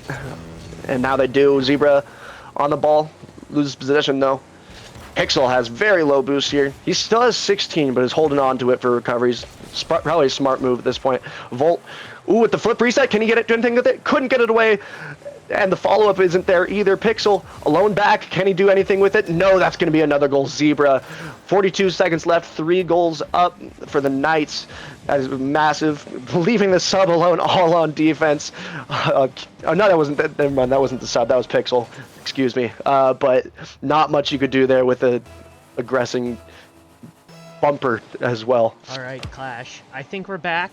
Stewie, big Oh my shout goodness. out that we did it. Appreciate it for you Let's casting go. this first game. Well, we got there, but we are back, and the Knights look like they haven't left yet. Oh my gosh, 3-0 Yeah. with 30 seconds left. What? Yeah, massive lead for them early. Just holding on to the lead that they got halfway through this game. They just haven't really had a whole lot of pressure up against them yet. No kidding. Yeah, it sure looks like it as we tick away under the 10-second mark now. Rhythm are going to look to put one in just for the road, but that's really all it's going to be that it counts for. As Zebra puts away, Volt puts it on, Jakob cuts him off. They are not letting him even get this one. They're going to keep fighting. Pixel putting it across. Can't get to Jakob, putting it against the ceiling. A Volt Destroyer is there in his own corner. This is gonna fall. So explain to me like I'm 5, like I completely didn't just miss that match there. What did the Knights do that allowed him to just absolutely stomp the Rhythm? I feel like they're playing fairly aggressive, so they're getting good bumps and demos, but it's mostly the defense. They're not allowing much to get through. Rhythm, though they had a lot of shots, very few were actually threatening. So it was very clean rotations by the Knights on defense, and they held their ground. Yeah, definitely looking at the scoreline, that's exactly. I mean, 8 shots coming out from the Rhythm and not a single one getting through.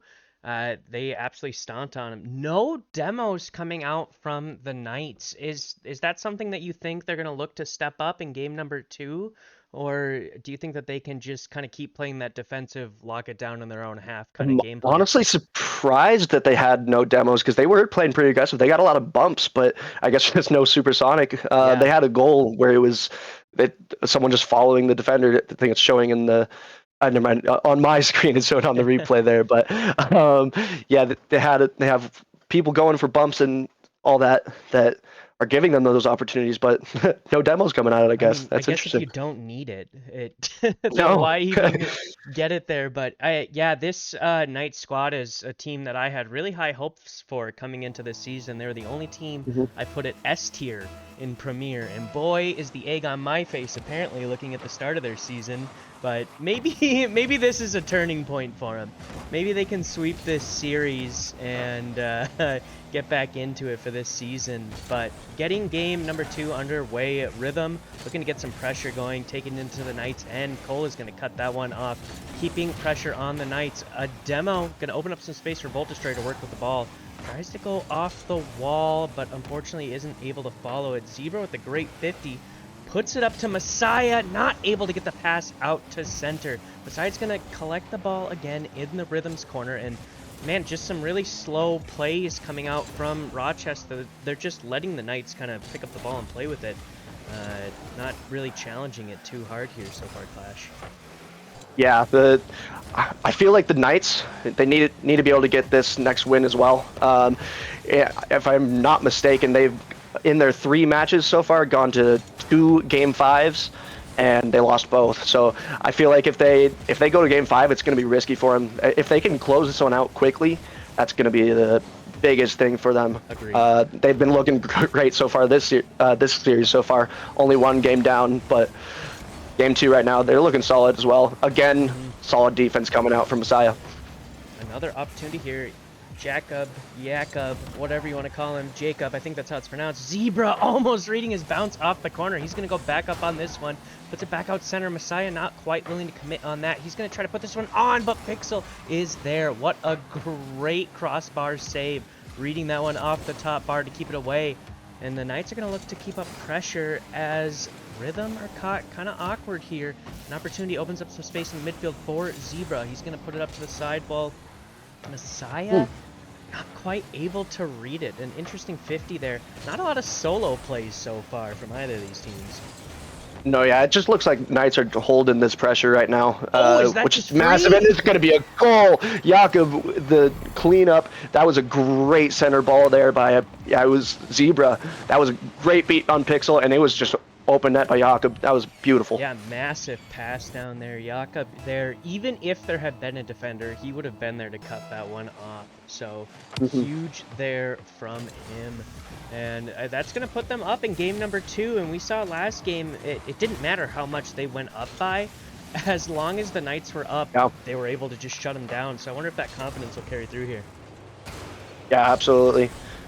Pixel taking it into the corner there, tries to get a 50, but it kicks out all the way to Messiah, and now the Knights are able to counterattack. Messiah there popping it over the defenders. Jakob popping it again. Volt Destroyer doesn't quite get contact. Pixel on the save there. Jakob trying to put it middle. He kind of does. It pops out to midfield for his team. Zebra left alone back. There was a miss. Cole, can he get this goal away? He does. That's huge for the Rochester Rhythm. They needed that. Clash, I'm going to need you to fill in for a little bit here. I may or may not have just spilt water all over my laptop. So I am fixing stuff as we speak. Right. Keep it going. You. No worries. Might as well do it. Oh, man. All right. Goal is up for here. The big sub getting that last goal. If he can keep getting those goals for the Rhythm, this is going to be a very good series for the Rhythm. Obviously, though, you still have to get this lead. They're going to need another one before I can say it's going to be a good series for him. And there it is, Cole. The big sub puts it away. Let's go. Well done, Cole. Volt Destroyer beating that defender there, and Zebra not quite fast enough. Cole putting it right over him, top of the net. What a wonderful shot. Let's see if Rhythm can maintain this lead here. And then that's a great way to maintain it, getting another one. Now that there's a 2-goal lead, now all they have to do is hold. Well done on the kickoff there. That's sometimes just going to go against you. Zebra, I'm not sure if he had a chance to be able to get to that. It looked like he might have turned upfield a little bit in an awkward way, but he might have expected to be backboard on the immediate hit. Not sure exactly what happened there on defense. Green Bay trying to get one in the way there. They couldn't quite. How's the water situation on the laptop going? We're almost back. I'm almost back. Back. We're just kind of rocking with it right now. It's got a membrane keyboard, so I'm sure it won't be that bad. But I'm honestly kind of sad at the Rocket League that it sounds like I'm missing right now. What? Another Goldberg one? getting a good first save here, but he couldn't quite get the second one. He was left so alone, and I want to know why. He gets under him just barely there. He gives himself a what a save thanks in the chat. So he knows he did something wrong there, but I don't know what else he could have really done there because he was left so alone. Pixel's going to take this one easily back away. Knights, though, they needed that last goal. They're down 2. Let's see if they can get another one. They have a full minute to score, so it's plenty of time here. If they could do what they did in the first game, solid defense, and then just those big, dangerous plays when they get them, they could still do that with 1 minute left. They don't have to press too hard. That being said, if too much time slips away, they're going to have to. All right, we're back. We're back, Clash. Yes. And now that I'm back, this is a very different scenario than what I came back to last game. It was about the same timestamp, but it was leaning way more in the favor of the Knights, and they're only up by 1 now. I don't even... What has happened here? A lot has happened. It's hard to describe it in words. Right now, I'm just going to focus on the game that we have left. We have Knights holding on for defense right now, which when they are the ones that need to press. Jakob up for that. That was massive. Is this going to be open? Messiah couldn't do anything with it. Pixel able to clear it out. Can Messiah get it back middle? He cannot. Pixel trying to get it forward. Big pass. Jakob pops it over the last defender. Volt Destroyer not able really to take control. Zebra pushing it in. Oh, that touch. Volt. Oh no! That's a big shot, and it clears out. Rhythm take this game on the defensive side. Oh my goodness, that was great press at the end by the Knights. I am so upset that I have missed the first half of both of these games, because what an incredible series that this is shaping up to be. Rochester taking that one 3-2, and a similar scoreline, but one thing that stands out to me is that the Knights actually had more shots in that series. So I wonder if they're just kind of overcommitting on the opportunities that they're taking, and that's leaving them out of place. Maybe. The only thing I can think of is because they started down early, they might have just been pushing a lot harder. What seemed to work for them in the first game was getting that lead and then holding on to it. But because they didn't really have that, they had to press, and they tried, but they couldn't quite get past the rhythm defense. Yeah, before tragedy stuck over here in my apartment, it was 1-0 in favor of the Knights. They did get that first goal in that game, but just not enough for them to hold on to. I mean, just more solid defense coming out from the rhythm, and that's kind of been the name of this series so far, is defense, defense, defense. Curious to see if that's going to hold up in game number 3, but Clash, I got a feeling this series is going to go to a game 5. I think that's very possible, and like I mentioned earlier, game 5 might not bode well for the Knights because they are 0-2 in game 5s right now. So hopefully for their sake, they can figure out a way to get these next 2 games. But we'll see. It's been a close series so far. Big storyline that I want to mention is Cole still subbing up, and he got 2 of the 3 goals for the Rhythm that last game, and they were massive goals. You know, I'm a lowly champ player as we see Zebra slot that one over the defender. Cole not quite able to get on top of that. Messiah putting it over. Zebra is going to dunk it. But yeah, I'm not an incredibly high-level player, so definitely kind of difficult to tell where some of these players are just making slight mistakes, because this definitely isn't a series of overt mistakes. If these teams are doing anything wrong, it's got to be a small rotational thing, or even like that, where could he have gotten himself into a better position to have dunked that one in? It was incredibly close. Yeah, it's the little things at this level of Rocket League. Just the little rotations, little misses. Even a little miss can become a big miss, and that's going to be a huge shot from Jakob. Oh my goodness, how did he get this thing in? Oh man, the read off of Cole. He gets the double. Oh my gosh, Cole. I'm choking up over here. That was insane. What a great read by him. Knights now go up by 2 with not even a minute gone in game number 3. This is the Knights that we were seeing in game number 1. Definitely more composed, a little bit more balanced on their offense and defense. Absolutely. We'll see if this can be a replication of game number 1 where they got the lead and then they just held on to it. We'll see if the Rhythm can put some goals away, but even with offense in game 1, they weren't able to get any away. So if the Knights can lock it down like they did in game 1, I don't see a way Rhythm get out of this, but Rhythm are going to have to find a way, maybe bump plays, something to get through this defense. Zebra almost gets Voltestroyer to score that one on his own goal. It's going to get banged back. Masai collecting it in the Knights' own corner. Going to dribble this one out towards midfield. Puts a flick on the ball, but he's going to lose it. Back to Zebra, who is now looking to make a play. He's going to pop it up. Loses the 52 Voltestroyer. And now Rochester on the attack. Jacob is going to lose that one. Cole now on the backboard is going to look to feed it down to his teammate. Voltestroyer's not quite up enough for that, and Pixel is going to try to keep Rochester in the offensive end. The Knights now finally able with the chance to collect their ball. It's going to get shut down by Cole real quick. Goes for another quick touch, but it's shut down by Zebra. Now the ball back in the Rhythm's half. Pixel is going to put a flick on this ball. Jakob is there. 50'd by Cole. Great speed by him to get up on that and read the double touch there. You're absolutely right. I love what I'm seeing from this sub here. Definitely filling out this squad a little bit, but they got to figure out something to get the ball past the Knights and actually start getting some shots on. Yeah, absolutely. A lot of midfield play right now, but it seems like it's, again, the Rhythm trying to press, but the Knights just aren't letting anything through. Oh, and as I say that, Pixel not quite able to reach that. That would have been absolutely a massive goal for them. 1 goal is so much easier to come back than 2. But as of right now, they're still at 2. Voltestroyer on the back line, not able to get contact. Pixel saved away from by Cole. Well done by him, bailing out his team there. Voltestroyer up on the high on the ceiling there, just trying to get something for his team. Not quite able to do anything though. Jakob faking it, maybe a little bit of a miss. Messiah clears it out. What a great touch there. Just, yeah, the Knights, they got it onto the side, but they didn't even worry about pressing after that. They're content with this 2-goal lead right now. Yeah, and you can't really blame them. They're up by 2. Now is the opportunity to slow the game down. You don't need to speed up your rotations, potentially risk making mistakes that can lead to just easy goals. Just play it slow, go for the solid 50s, collect the ball where you can, and just keep the ball in good spaces. Don't leave it open for lanes that can potentially put it on net.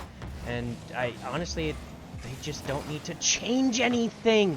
The Rhythm almost getting that one on net, but yeah, just the Knights are so solid with where they're at right now. But we saw this game 1 and how it transitioned into game 2. It wasn't exactly the smoothest of transitions clash, so I'm honestly a little worried for him going into game number 4 if they take this one right now.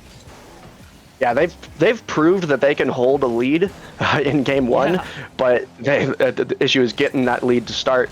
But right now, with 2-0, like there's not a whole lot of threat. That flip reset, as cool as it looked for the offense, oh my goodness! I'm gonna stop talking about what I was just talking about and talk about what just happened. Messiah got dunked so hard there by Voltestroyer, and no one was back on defense. Jakob trying to get there, but couldn't quite get the clear. He just didn't expect that big of a dunk from the Rhythm there. That was huge. Barely off. That's that aggressive rotation that I was mentioning. He just was, I mean, a half a second out of place. He had turned back, I mean, we're talking potentially frames here. He got a piece of that ball, not much more, and it would have been off. So unfortunate there, but now only a 1-goal lead, and that's a lot more doable for this squad. If you give Voltestroyer even an inch, I've seen this guy work with so much. It's absolutely ridiculous, the amount of mechanics that he has. It's disgusting. We're going to see him try to open up some space Cole now left on the wall with the only potential life for Rochester. Messiah's going to 50 it down into Rochester's corner. He's going to 50 it off a Volt Destroyer. It's going to be up. The shot from Zebra's just wide, and they're going to let that go down. The Knights are going to go up 2-1, and I would have had the Knights taking this one 3-1, but I'd be surprised if this We'll see if the Rhythm can get off to a good start in this next game. They did bounce back after the first one after game 1. Game 2 they bounced back. Let's see if they can bounce back right back in game 4. If they can get the goals early, that's the biggest thing. Yeah. Once Knights have the lead, it's hard to stop them, looks like. Agreed. Well, we saw them get up by 1, but then Rochester did immediately score after that to tie up that game, and then Rochester just kind of locked in and shut down what we were seeing from the Knights. So oops, excuse me, I messed up the overlay real quick. There we go. But yeah, we got to see Knights figure out how to not over aggress. They're really good at keeping pace, shutting down the opponent in the offensive end, cutting off potential plays at mid just to keep up either offensive or defensive pressure. They play around each other so well, but sometimes just get a little too aggressive. Yeah, the only goal that the Rhythm got that last game was an overextension from the Knights. One big dunk by I think it was Volt Destroyer just allowed them to get that goal. If the Knights do that when they're not in the lead, I'm not sure what they can. As I'm speaking, oh my goodness. Knights putting a very dangerous shot on target. Rhythm able to knock it away though. What an opportunity from Yakov. He got all of that ball, and Rhythm shutting him down. Looks like they're finally figuring out that defensive side rotations a little bit, looking a little more comfortable around each other, maybe getting the communications up in the call that they're in. But an opportunity goes just wide for Green Bay to finally go up in this game. Cole is actually going to beat the final defender, but it's just off, and Pixel is there. There we go. There's a bit of a team bump in the offensive corner for the Knights. It just allowed them to counterattack. It was very unintentional. The second player just got really close to the first, and just a little bit of an awkward recovery from the first, bumped the second guy, and it left the third person all alone back. They got beat, and that resulted in a goal for the Rhythm. Man, yeah, it wasn't last week. It was the week before when we had the Knights on, and when we got to see them first get reverse swept, and it was really surprising to see them go up so commandingly and then just kind of fall apart. And that's what I'm looking for signs of here. I'm looking for those shaky signs that I saw in that series, and they look maybe a little shaky, but definitely not nearly as bad or as scared as they were when they had gone up prior. So maybe they were able to shake some of those jitters, but finally, Rochester has their first time getting to score first in the series and their first opportunity to get to lock down the Knights. And, something to keep in mind about lower ranked players clash is like when you're playing at this higher rank, it can mess up other players if you don't necessarily get the touch that they're expecting or the errant plays that you make. It can really throw off, multiple players on the other side. Yeah, if you're alluding to Cole being a sub in here, I don't think he's playing like a sub right now. He's playing very well. He's playing very fast, very confident on the ball. He looks absolutely a part of this league right now and a part of this division, but he is subbing up. So it's very impressive what we're seeing from him. They're holding this lead right now in Game 4. Yeah, no kidding. Knights finally looking for an opportunity here to potentially get something on net. To get cleared away though. Pixel bumped by his own teammate. Almost gets the clear, but Yakov's going to cut that one off in the corner. Ball bouncing across the net. Pixel is going to get a free clear. Oh, can he get up on this one? Zebra is there to cut off the potential shot. And now Messiah in his own corner is going to put it out towards center. Pixel is going to be there to pop the ball up. Oh, it's Cole. He's going to go for the flip reset. Gets bumped away. Zebra free clear into his own corner. Knights need to get something going here. We only have a minute 45 to go.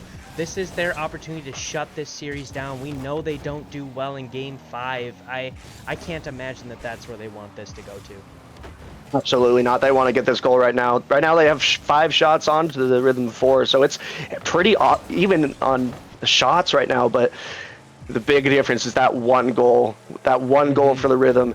Can the Knights fix this and get this goal. Oh my goodness. Zebra on the counterattack. Messiah gets dunked out. Oh, the read! Oh. I thought for a second they were going to capitalize off of that. Man, the ball was flying across midfield. Rochester, He though, definitely stopped talking at the wrong time. That was a massive opportunity. 1-0 Rochester, under a minute. They just need to lock it down. I'm curious if the Knights get desperate, if they can win, but I don't think that that's a place where the Knights play well from. Jakob with potentially a free net, just can't get any power on it. It's going to bang the ball back out towards midfield. Knights are going to recollect, trying to get some momentum going. Jakob puts it into the corner. Messiah's up on this one. He drops it down. It's just off Zebra's there. He scores. There it is. Absolutely massive. I want to see what happened on defense here. It looked like just a really slow ball here. Oh, Messiah getting really and a beautiful touch by Messiah there.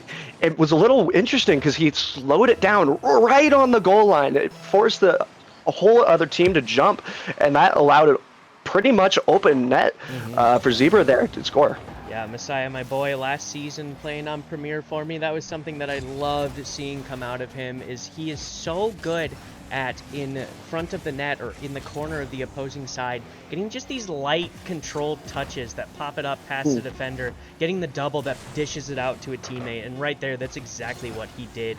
So they're going to look to close it out as we tick down to 0 seconds, tied up. Jakob with the flippers at Zebra, not quite able to get the double touch, but Jakob is there. He puts it on, but there's Volt Destroyer to shut him down. All right, overtime for the Knights to potentially end this series. This is a big opportunity for him.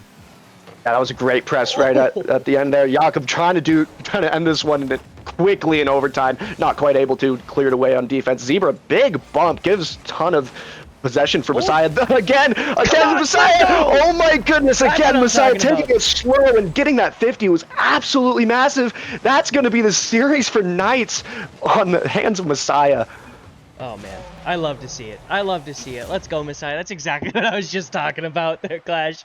That is what he does. He's so nasty on the other side of the field. The soft touches he gets, the control he has is so good. It's just phenomenal. But oh, it didn't go to the end grain screen. Let me go there. There we go. There are the stats up on the stream for you guys. The Knights take that one 3-1 over the Rhythm. And I would have predicted it beforehand, Clash. That's how I would have had this going, was the Knights taking it probably 3-1, but Rhythm put up a fight. Yeah, I agree. Knights were looking very solid that game. Even though they were 0-3 in the season, they were showing some good stuff in some previous series. Obviously for this one, though, in the two games that they had those leads and they were able to lock it down. In that last one, though, they had that comeback victory, which was massive for them. They were able to get that goal and from Messiah, and then the overtime goal from Messiah as well. Both just such smart plays on defense there. It was so well played from the Knights. That being said, Cole on the other side, the sub, I'm not upset with how he played at all. I think he showed why he was brought up to be the sub for this game. Agreed. Super well. He kept up with that speed. It was awesome. Yeah, Remzik, some pretty big shoes to fill there, so definitely kind of tough for Cole, but he definitely showed up, and he gave the the Green Bay Knights a run for their money. It was super tight, but up next, we have got the Brainerd Victory taking on the Des Moines Derecho, your highlight match of the night. This is going to be a fantastic series, Clash. I am so excited to see this.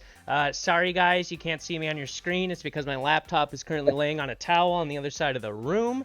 But, Clash, huge thanks, man. Thanks for coming out and casting with me. That was a ton of fun. I loved it. You got any final words for the people out there? I'm looking forward to this next series. I won't be casting it, but it'll be really good to watch, so stay tuned. Heck yeah, we'll see you guys in a little bit.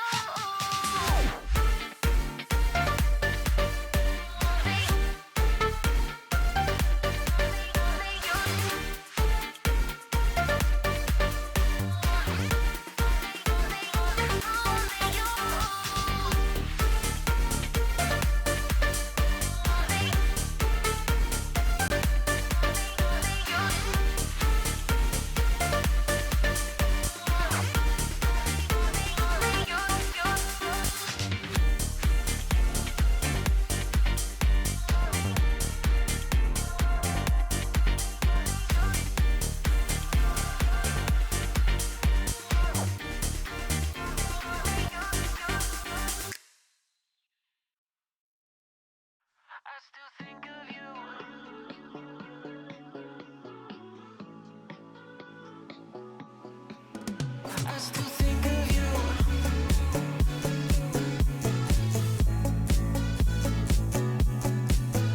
I still think of you.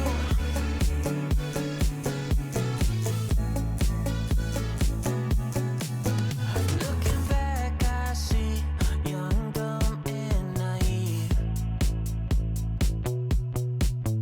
But those feels we had, they were ours, some didn't come free. I've been calling these scars a rock shaped by the rain. And when you look at the stars, do you ever say my name? I still think of you, stuck on me like an old tattoo. I still think of you. Those days are gone. I wonder if you still think of me too. I still think of you.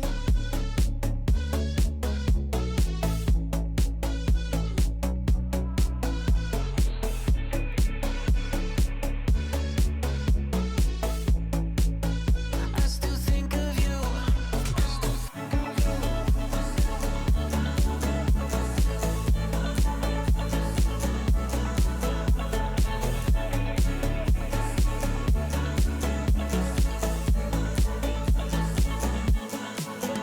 Roller coaster feeling, seasons change, let it go. I forget the reason, baby, did we ever know? I've been calling these scars a rock shaped by the rain. And when you look at the stars, do you ever say my name? I still think of you, stuck on me like an old tattoo. I still think of you. Those days are gone. I wonder if you still think of me too. I still think of you.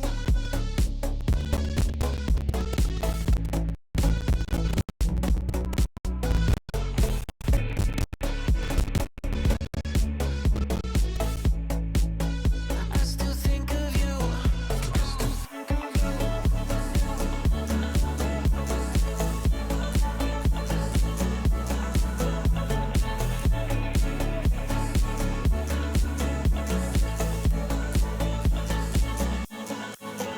I still think of you, stuck on me like an old tattoo.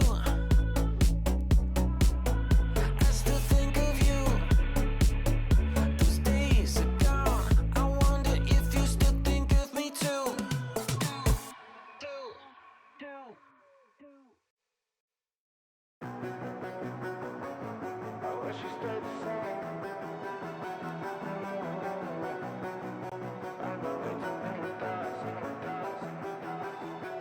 I wish we stayed the same.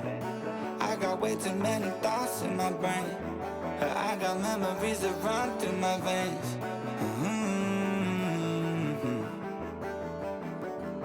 I'm not one to blame, but I could point out every way that you changed. Some things stay up while others go right down the drain. And lately we've been going down in flames. But if I'm honest, I get in my feels when I want you. Say you feel it too, I'll haunt you. Hold on till I'm lost in nirvana. But if I'm honest, I get in my feels when I want you. Say you feel it too, I'll haunt you. Hold on till I'm lost in nirvana. But if I'm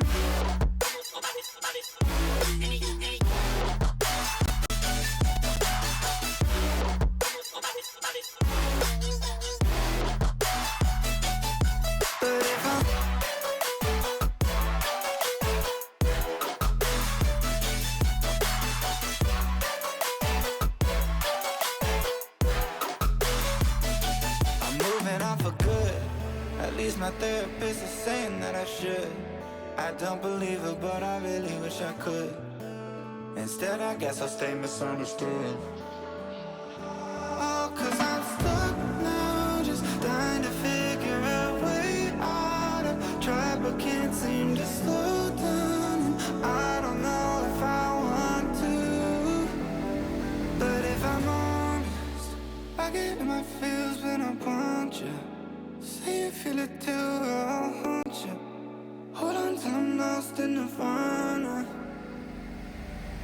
if I'm honest, I get my feels when I want you. See you feel it too, I'll haunt you. Hold on till I'm lost in the final. But if I'm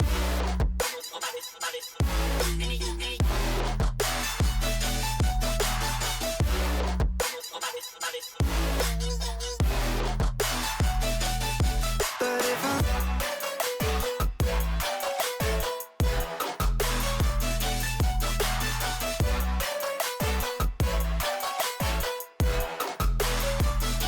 Oh, 'cause I'm stuck now, just trying to figure a way out of try but can't seem to slow down. And I don't know if I want to. 'Cause I'm stuck now, just trying to figure a way out of try but can't seem to slow down. And I don't know if I want to.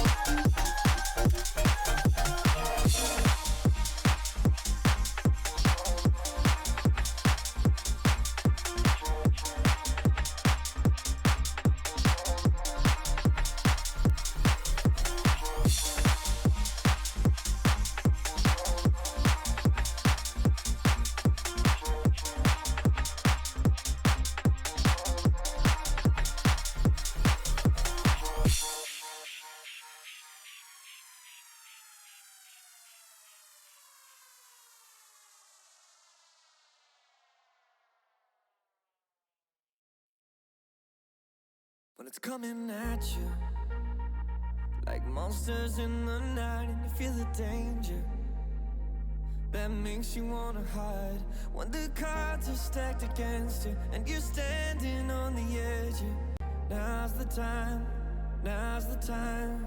Think about all the dreams you keep inside. Think about all the ones you love.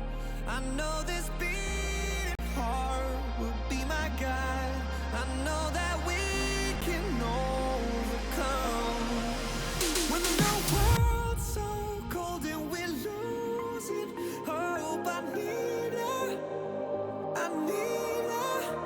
When the darkness comes and we're overrun, yeah, I need her. That's when we need each other. That's when we need each other. That's when we need each other. That's when we need each other. That's when we need each other. When you're falling faster and don't know where you are, you feel the danger.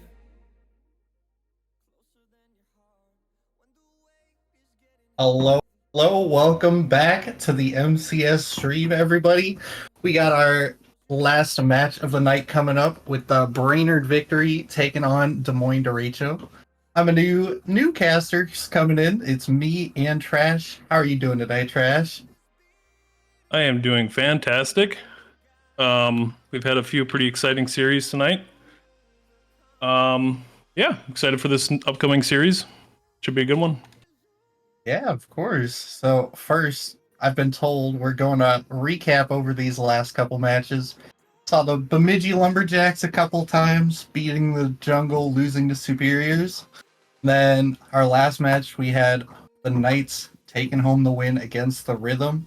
You got any thoughts on any of those? I feel like they were all expected from my perspective, but Yeah, they were pretty kind of by the book games. Nothing really crazy happening. We saw a sub for Remzik for Rochester. So that could have impacted their play a little bit. But I don't believe we have a sub for this upcoming match. oh, we do, Trash. We do. The roster, AO's coming in for Kai. Okay. Kai, the GM. But AO, definitely a player that is capable in Premier that I think a lot of people thought would go Premier. And honestly, I'm even surprised he got drafted second in Challenger instead of first overall. But, you know. Yeah, AO is definitely a Premier level player. I watched their match last week, and they were looking pretty good with him. So I'm thinking this will be a victory win, 3-1 is my prediction. Oh, see, I'm looking at Mogi, that first overall Premier pick. I think he's gonna make the difference. I'm going the other way, 3-1.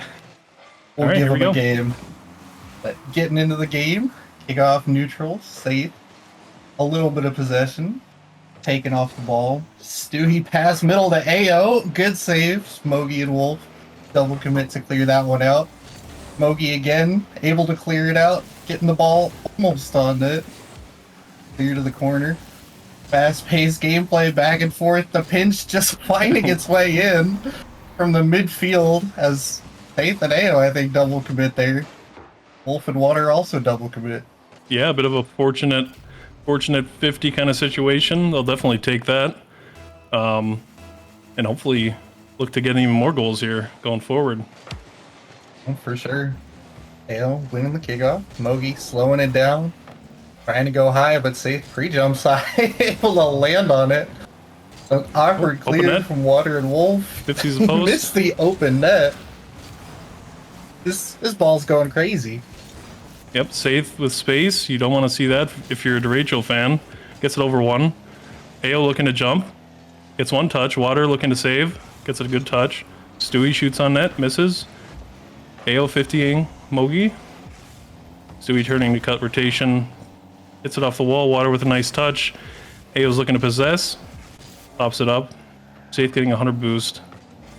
And looking good for the program if you're a Victory fan. Lots of pressure here going into first minute of the game. Open net. Literally, lots of double commits being forced out. Maybe A they're bit of a just messy happening. game here. Yeah. Kind of all over each other. Both sides double committing, both sides pre-jumping, trying to get that early aggression, setting the tone for the series. But these shots being saved away, often being pinched all the way to the other end. But no A little bit like out their gameplay here. They're kind of all over each other, but you know, sometimes you can thrive in the chaos, and they're holding onto this lead at the very least and getting some pressure as well. Stewie with low boost gets a good challenge on Mogi. Mogi on. Another good Mogi challenge. on. AO We'll looking see. to challenge. Doesn't get anything. We keep starting to talk at the same time. This is so awkward. Hey, I'm not a The caster, team so chemistry on point. Yep. Casting chemistry just not quite there yet. What? Clears still coming out. Still getting lots of back and forth gameplay. Another clear to the side from Water. Immediately cut off by Safe, passes in middle. AO can't find the shot around Wolf. Dewey finally taking possession. Passing in middle. Another double commit gonna be saved out. AO last back, gonna have to kill time. Does enough. Now, ball being cleared back the other way. Good touch by AO to Stewie. Ball flies straight up in the midfield. Now, another missed opportunity coming. Some possession finally for Derecho, getting a continued attack, but just not enough there. Nope, I'm sure Derecho are probably kicking themselves for that first little unlucky goal. They got to look to get a little bit more space, a little bit more intentional touches here. Goal, open. Nice shot from Wolf. He notices the space and the time he has and shoots it on net. There you go. Intentional touch. Intentional? Finally didn't immediately throw the ball all the way to the other side of the field. Touched Yep. it to himself. And look what happens. Another goal. Now we got a tie game going into it. Neutral kickoff again. Saith looking to challenge Water here. Gets cut by Stewie. Water touches middle. Mogi hits off backboard. Maybe a free shot. They double on the clear. Wolf gets killed. Could be an open net. Saith misses. AO's gonna have to be looking to challenge Water here on the wall. AO continuing. Mogi is still on. Stewie gathers the ball. They're looking to try to just get it out of their end and get a little bit more pressure going, because they're just kind of just a midfield battle here between these two teams. Mogi gets a good touch off the backboard. Saith challenges him early. I think that's a good move by Saith. He needs to get up and challenge Mogi early. You don't want to give him space or time, because he definitely has mechanics to pop off and put it in your net. Well, speaking of, Mogi getting a There it flip is. reset bomb. You spoke it into existence. I did. Great I control manifested it. touch. A great flip reset. There's just nothing Safe can do in net there. Even Wolf coming in to chase him down a little bit. All right. Victor, you're going to have to look for a goal here in the next 45 seconds. You're going to have to put on a lot of pressure here. Mogi getting another possession right off the kickoff. He might double tap it in. Oh, just misses. Water up to touch the ball middle. Kind of misses. Gets their boost, though. Safe on. AO takes away from him. Stewie, shot off. Stewie challenging again. Passes the middle. Rachel double. Water taking boost. Stewie gonna grab and possess up the wall. Maybe a pass out to Safe. Touches it pre-jump. Pass. I don't know. I think AO? Raider, 10 seconds left. They're trying to get creative, but again, they're not really looking too threatening. Dewey once more off the sidewall, but teammate middle. Safe and Wolf can't keep that ball up. And Derecho gonna take game one. I don't know if it was. I don't know. It seemed a little awkward. I don't know if they earned that win, I'll say. Definitely a kind of a classic game one. Just kind of feeling each other out. Both of them weren't really willing to aggressively challenge everything. Playing a little bit slow, a little bit awkward. I think Victory, they need to you know, for most of the game, they were having a lot of intentional touches and whatever.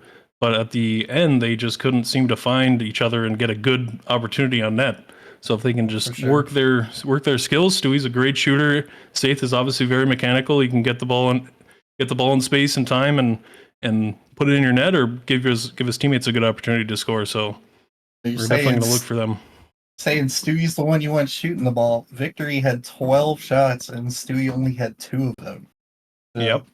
Maybe give them a few more that's a big opportunities. Maybe issue. they'll yeah. They need a few more shots, I think, to get it through. A few more better shots. They clearly had a lot of shots, but none of them, not all of them were necessarily good. So we just need to see a lot more lethal. Make the defense work a little bit more as we jump into game 2 here. Derecho going to take the first possession. Wolf off the ceiling, going for a bump immediately. Saith able to clear this one out. Going to give possession right back to Mogi. Takes his turn going high across the field. 50 it off the corner. Follow-up shot is blocked out by Saith. Wolf again. Taking possession on this sidewall. Great touch around the corner. Gonna be stopped out by Ao. Ao and Stewie working together. Down the field, gonna be stopped as now Water tries to pass it mid down to Mogi. Great team chemistry coming out. Starting to see that quality coming out for shooting. Yeah, very nice shot. Maybe Victory getting a little bit too antsy on their goal line. They're double committing on a shot that really they should only have one person going for. So, you know, if one of the players just sat back for a little bit, they might have had a free save. Now we see Dewey hitting that ball up. Gonna be caught by Water in the corner. Cleared out middle.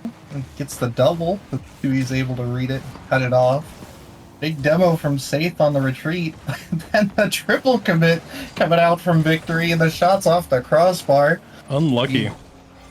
Panic saved away, but Raynard's still able to keep this ball in attack.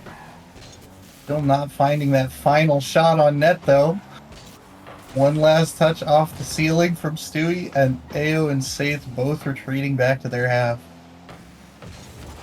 Yeah, Victory just need and here we go.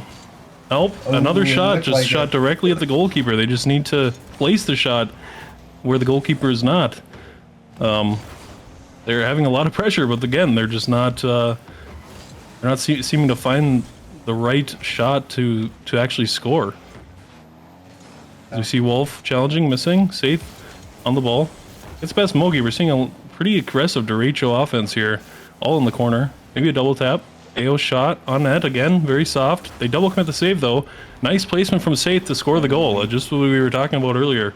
Just getting shots on them, make the defense work, make them work, double commit, and then place the next shot in a place they can't get it. Well, finally, and even that Stewie double touch, that was an open net. All he has to do is put it in, but it's just that one little disconnect, and there's 2 goalkeepers back. But just execution. Saith able to place that, tie the game back up.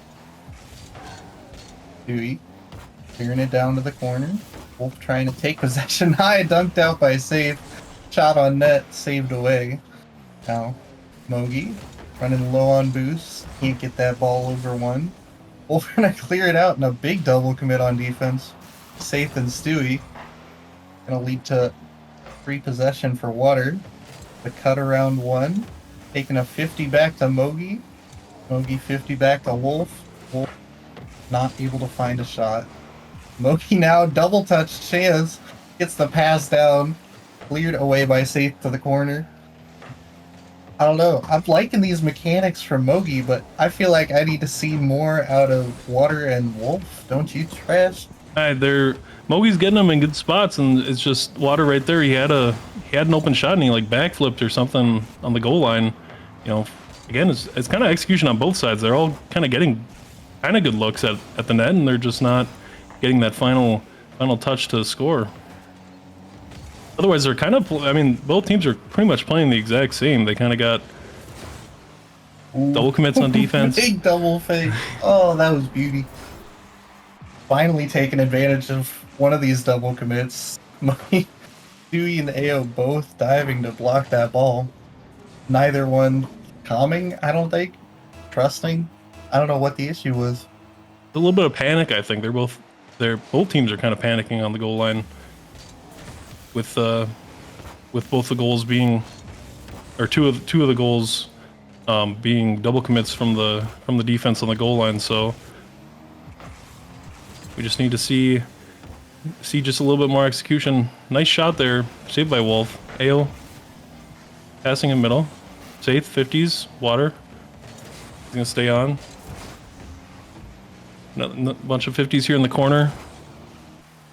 A lot of corner play that I've seen so far in this series. A lot of 50s, a lot of not a lot of possession really. When they're in the offensive zone. It almost seems like they're all just trying to beat the person in front of them, not really looking for their team. Finally, this continued onslaught of pressure from the corner finally converted to a goal. Nice challenge from Stewie to get a good 50 water. I don't know if he backflipped or if he was avoiding Sace's bump. It's hard to tell from my perspective, but again, good finishing from AO to put that in. That would have been a real heartbreaker if he hit that off the crossbar or just missed it in general. So good to see that they're still able to put the ball in the net. For hit sure. the backboard, probably hit the backboard again. Nice shot. Stewie passes the middle. Safe will turn. AO looking to catch the ball. Has Mogi on the wall. Hits it past him. Eighth, good challenge. Tries to flip it over Wolf. Doesn't quite get the touch he wanted. Stewie bangs water on the ball. Saith banging the ball. Mogi pre-jumping his touch. High game, 10 seconds left. AO big pre-jump on the clear. Gonna leave another 50 for Saith, but Stewie time possession. Gets the big dunk. Mogi up, gets the ball down, but just not able to get there for the 0-second goal. Almost. Heading to That would've been overtime. Game number 2. Oh, And we get a big kickoff goal. Ooh. There you go. There's Mogi. Not good for a victory fans here. Stewie not staying on the ball after the cheat. Mogi just has to tap it in. Saith can't get back in time. That's what you want. Star player on the ball when it matters most. Mogi stepping it up for his team there. And see, again though, victory. They got, how many shots is that? 15 shots? 14 shots? And only able to convert 2 of their goals. They got all the pressure in the world. They just can't seem to deliver enough lethal shots on net to put the defense in a compromising position. So You think it's because Derecho's doing good on defense, on the saves, or you think it's just the accuracy? Because we only see 9 shots coming out from Derecho, and we're talking all this time about the double commits. I feel like it's got to be just on victory to find the placement, don't you? I think they're just hitting it directly into the Derecho. I think Derecho are making good saves on some of the shots, but some of the shots their victory are just shooting it directly at Derecho. So it's pretty much just a free save and sometimes a free clear. So they're definitely they're just gonna have to look for better shots on net. They have all the pressure in the world. Maybe they need to look for a little bit more bumps, a little bit more demos, open up, maybe Mogi or Water or Wolf, somebody is sitting in the net, go and get them out of the net. Whether that be through bumps or making them challenge you in front of their net. Hearing more bumps, more demos, it's music to my ears. We go into this series tied 1-1. Game 3. Even possession off the kickoff so far. It pass middle. Touched high in the midfield. No follow-up. AO. Try and make something happen off the sidewall. Cleared away. Now Water taking possession. Gets a 50. Wolf gets it middle, but now AO is Mogi big 1v1. Mogi just able to get back with no boost. Now, high bounds coming back the other way quick. Wolf, solo play opportunity. Gonna be cleared away by Stewie and AO combined. Again, possible break. AO touches it backwards as third man. Could have been dangerous. But dead. Get it. Ball staying real high in the midfield. Right up at that ceiling. Clear to the backboard. Misread by Water. Could have been an opportunity there, but dead. We're coming back the other way. Another big clear out to the midfield. Doesn't seem like either of these teams want to keep possession right now, Trash. Oh, what a shot from Ale. Beautiful little kind of pre-flip into the shot. I think his jump was kind of a weird read to make. Kind of jumped weird and flips. You might even get a flip reset after that little pre-flip. Very nice shot. I didn't even see that goal coming. It's like there's no way this shot goes That's what they in. need. They need some unpredictable, kind of weird shots to get past this defense. That's definitely proven to be a tough nut to crack for victory. So safe flip reset, gets it over one, maybe a 50, hits it off the crossbar. Unlucky. Ale has to get back. Water trying to center this. Nice little double tap off the corner. Stewie takes possession, takes it up the wall. Looking to air dribble 50. Safe, popping it up. Some time and space for Safe. Does not get the touch he wanted. He was looking for a flip reset. Ale banging it off his own backboard. Stewie goes quick. Can't read the ball. Safe gets dunked by Wolf. Ale beats Wolf. Water possessing, looking to lure Stewie in here. He doesn't fall for it. Pops it up. Nobody jumping for that. It took full 2-3 seconds just driving around the ball. It leads to an opportunity for Derecho, but again, just cleared out by Brainerd. And then pressure starts to trying to lock him in their half. Mogi with boost and the ball off the sidewall, gets the flip reset over one. The dunk middle, Wolf shot. I was looking for that bump from Mogi on that last defender. Oh, it was almost a perfect play in my eyes. Ooh, misread by Ale. Safe there for the save, though. Mogi pre-jumps the wall. Misread by Stewie. Goes straight down. Stewie gets a 50 on near the goal. Sate's still on, trying to get it out of his end. Sate staying on. You think he got the mid boost. Nice touch off the ceiling. Water there, though. Gets 50 by Ale. Mogi rotating all the way to Victory's boost. Nice block from whoever that was. Safe. Safe pre-jumping. Nice Getting touch. this clear out. Good 1-2 pass. Trying to get that ball back middle, but Mogi able to clear this one away. Take it all himself. It's a reset, but doesn't get any height with it.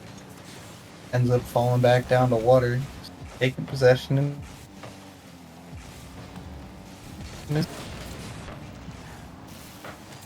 Nice touch. Safe.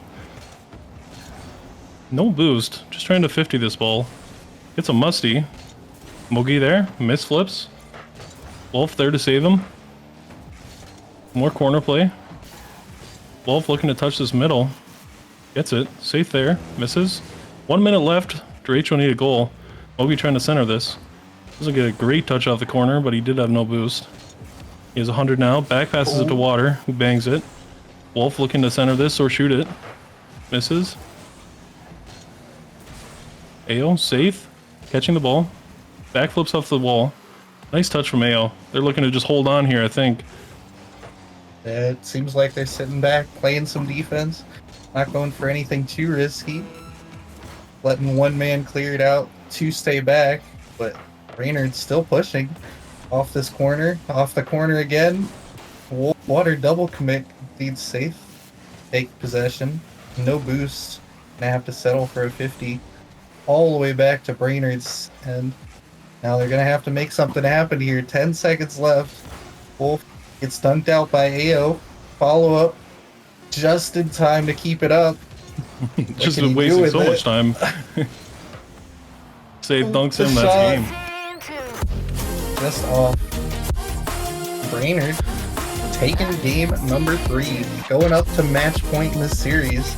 And again, the shots almost look like they flipped. Victory coming out with 3 shots total, and Derecho with 12 and falling short. Yep, that crazy redirect from AO just proves to proves to win the game for them. And they start the reverse sweep here. See if they can continue it. Yep, are they not? Is it not It's 2-1? game 4. Wait, what? Well, what do you mean? Was it not 1-1? Am I crazy? I don't know. I don't know either. I don't know. the series Chat score knows. here. Chat can yell at us. We're bad casters. It's fine. But either way, victory. I like that they didn't take as many shots. I liked their. We'll just get it into their end, and then we'll just keep them there. And felt like previous games, they were like, we'll get it to their end as fast as we can. We'll take a shot as fast as we can. Yeah. Bubbly's gaslighting me on stream. It's Am I? 2-1. It's 2-1. I'm gaslighting you on stream as a joke. Gaslighting me on stream. It's 2-1. That's okay. You know, nothing new. You're used to me gaslighting you. Great teammates. But it's 2-1. We're going into game number 4. And Derecho getting the first possession. Dunked immediately by Stewie, but coming right back. Already Brainerd immediately locking them into their Derecho end. Big 3v1 counterattack. Good touch by Stewie to save the immediate shot. Now, ops middle. Water beats one out to Wolf in the corner. Wolf shooting that on net. Almost getting that. Stewie saves it away. Now save. Good dribble around one. 1v1 showing. Stewie gonna have to pinch this one clear. Now, Brainerd seems like the ones who can't get out of their end.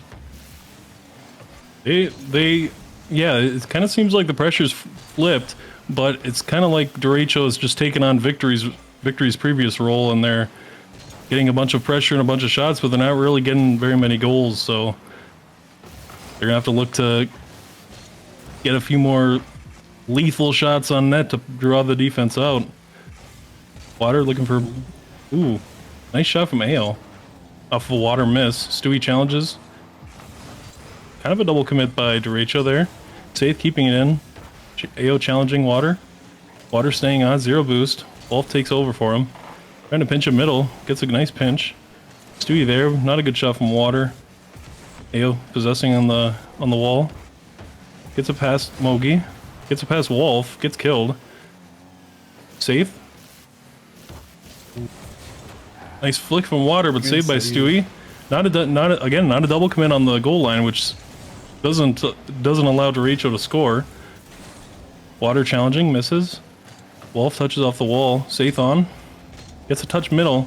Mogi there. Stewie gets a good challenge.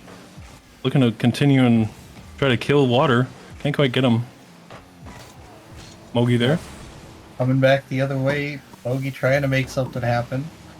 That hits it middle to Wolf, who takes a shot, but all 3 defenders ready for it. Now, Water trying to pass it back. Able to get it around one, but Brainerd going one at a time, able to clear this one out.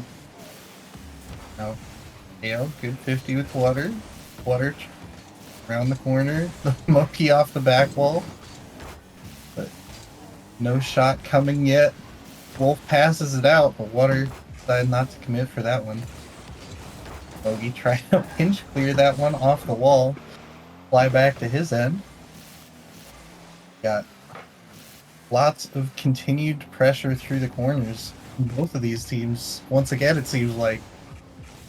Just kind of seemed like a very awkward series, kind of in general. Just a lot of misses, not a lot of consistent intentional touches. They're kind of trying to get in a position to make intentional touches, and they're just missing the necessary touches they need. A lot of pre-jumping, a lot of not a very fast game or fast series, really. We still remain tied 0-0. A minute and a half left to go. One more clear coming out from Save off the sidewall. We get back to midfield where Stewie takes possession. Taking a good 50 in the corner. Gets by all 3, but he recovers in time, gets bumped off. A good shot from saved away on the goal line. Just placed it directly on the goalkeeper's head, unfortunately. He had an open look there from a bump on Mogi. Water looking to bang. Getting another touch. Staying on the ball. Good challenge from Stewie to stop that attack. Mogi on. Shoots it on net. Safe there. Water, 100 boost on the wall. Looking to possess. Challenged. Centers it. Wide open net. Wolf scores it. A good pass around the last defender. Good possession from Water. He seemed like the one. I initially came into this thinking Mogi would be the one keeping possession the best on Derecho. But Water's really impressed me. All his catches on the ball, beating one, but still keeping possession, getting that pass out mid. Wolf with the open look. The kickoff comes again. Wolf trying to make something happen. Brainerd able to clear that one away. Only as far as Wolf clears it right back. Water off the ceiling, pass down to Wolf. Gonna be cleared away to the corner. Almost made something happen there. Derecho still with the boost, still with possession. The flip reset gets the pass mid. Wolf once again, the placement on the shots. That one wasn't open, but that was a good shot. Yeah, I think Stewie had the opportunity to save that. Couldn't quite read what was happening in front of the net and can't. I think if he just jumped and flipped, he would have saved it. So mistakes happening from the Victory defense. Another one happens. Safe misses. Mogi reads off the backboard. 10 seconds here, and it's looking like a Derecho 3-1 win. Yeah. That's what it's looking like, apparently. You know the series score better than I do. Yeah, Big GGs. Apparently. Hey, it was a tough series to follow. You know, in the end, Derecho, they just had the execution better. They both played pretty similar play styles, but when the shots came down, when it mattered most, Derecho was hitting them. They were. They forced Derecho, or they forced Victory to make more mistakes than them and capitalize when they needed to. Punish their mistakes, especially on the goal line. Unlucky series for Victory. Good sweep good 3-1 win by Derecho. They were definitely the more efficient and consistent team today. Yeah. And that will move Brainerd Victory to a 1-3 record and Derecho to a 2-1 record, it looks like. So Derecho getting in that positive differential, Brainerd falling down a little further. And I was a little excited to see AO because I feel like he's a player that this upcoming trade window could go up to Premier pretty easily. And Brainerd, one of those teams those low wins that, maybe they're looking to make a change.